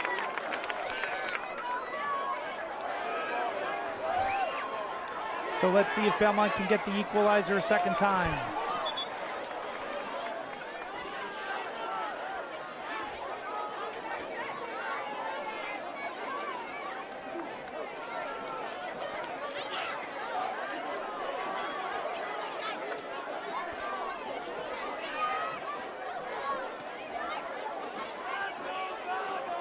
Ball won by Patrick Tang. Touch is a little bit too strong.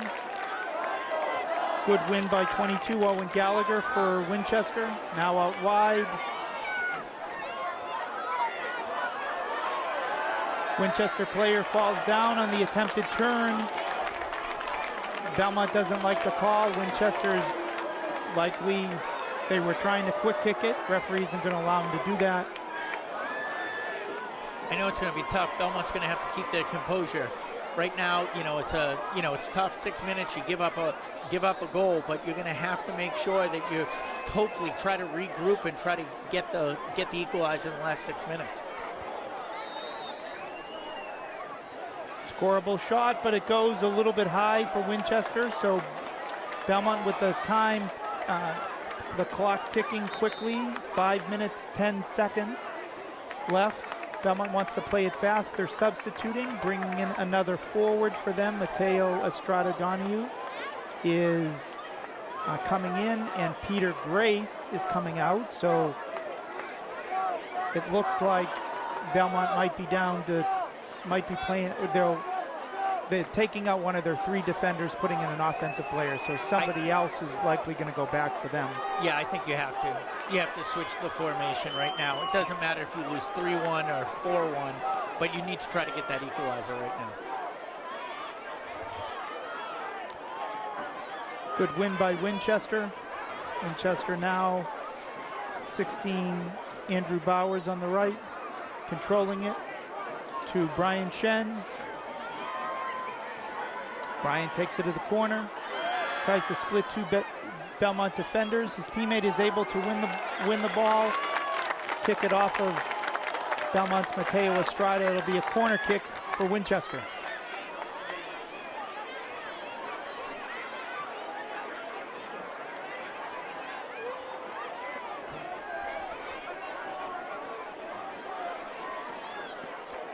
Ball low. Winchester wins it, tries to back shoot it. Number 2. Great save. So Winchester shoots with his left. Great shot by Jonah Barry, saved by Julio Valfrey Zeidenman. Good turn by Dawkin, well defended by Winchester to clear it back to their goalie. I thought the foul was right there in Winchester. I think they purposely held him, was looking for the call to slow him down, and unfortunately the referee didn't see it.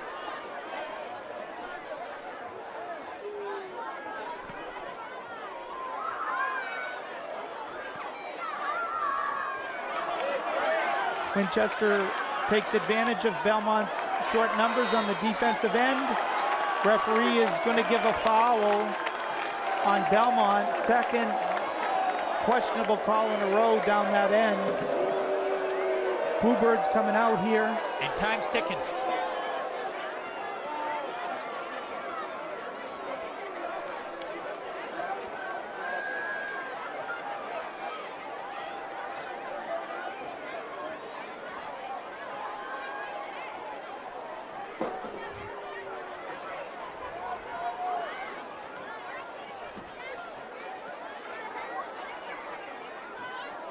Referee making sure Belmont's defenders give them 10 yards with the clock ticking down to about 2:20 now. You don't want to take any extra time off the clock. Belmont wants to give them their 10 real quick. The shot is up, and it's saved again by Julio Valfrey Zeidenman. And a quick distribution right there. Great job at distributing the ball as quickly as you can. Good battle. Looks like they're calling the foul on Belmont once again. That allows Winchester to slow things down.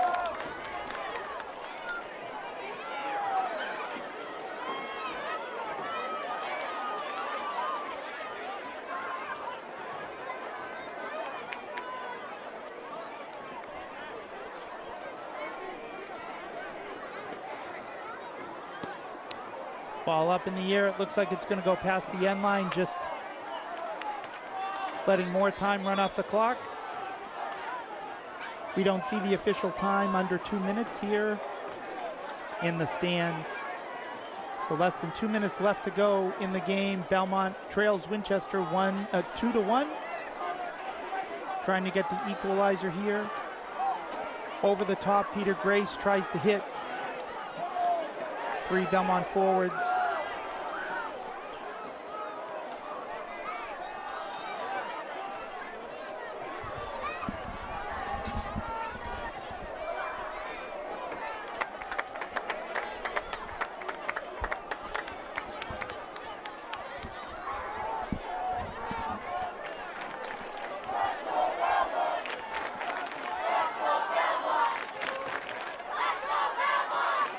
Belmont won their game earlier this season against Stoneham in the final couple of minutes. We'll see if they can get a late goal here to tie it.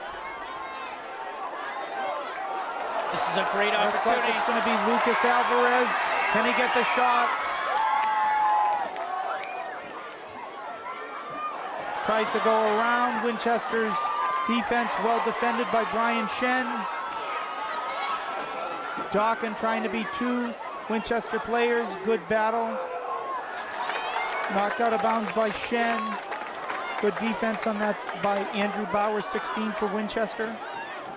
Pass in. Isaac Lang keeps it in for Belmont, kicks it past the end line. That might do it. I think that will do it.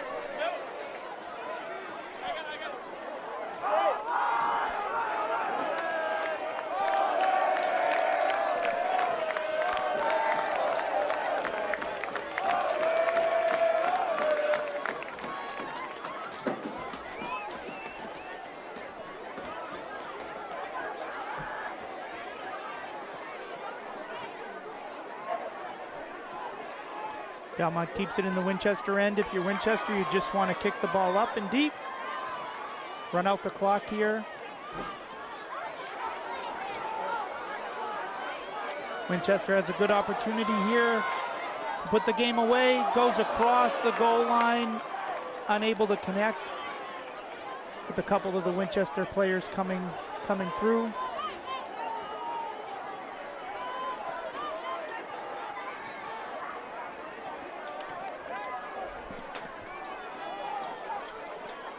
Stay tuned after the game for the Puma Player of the Match.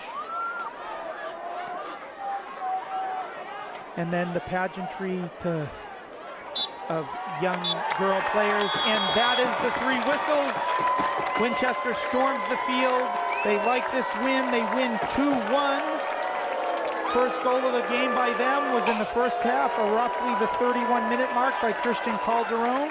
Winchester held the lead for 40 minutes until Anthony Dawkins from Belmont tied it at the 31-minute mark here in the second half, and then 23 minutes later, Calderon scores again for Winchester, so that Winchester's boys varsity soccer team gets their second win of the season in dramatic fashion here in Belmont. Yeah, I think a well-played, exciting game. I think it could have gone either way. Unfortunately, Winchester got the big goal when they needed it. And so, player of the game, who do you got? So we'll let the official announcement come on the field, but some of the candidates would be, because Winchester won the game, you start with Winchester. Their senior captain, Max Duran Morris, played great in the back. Also, Soren Patel, their left outside defender.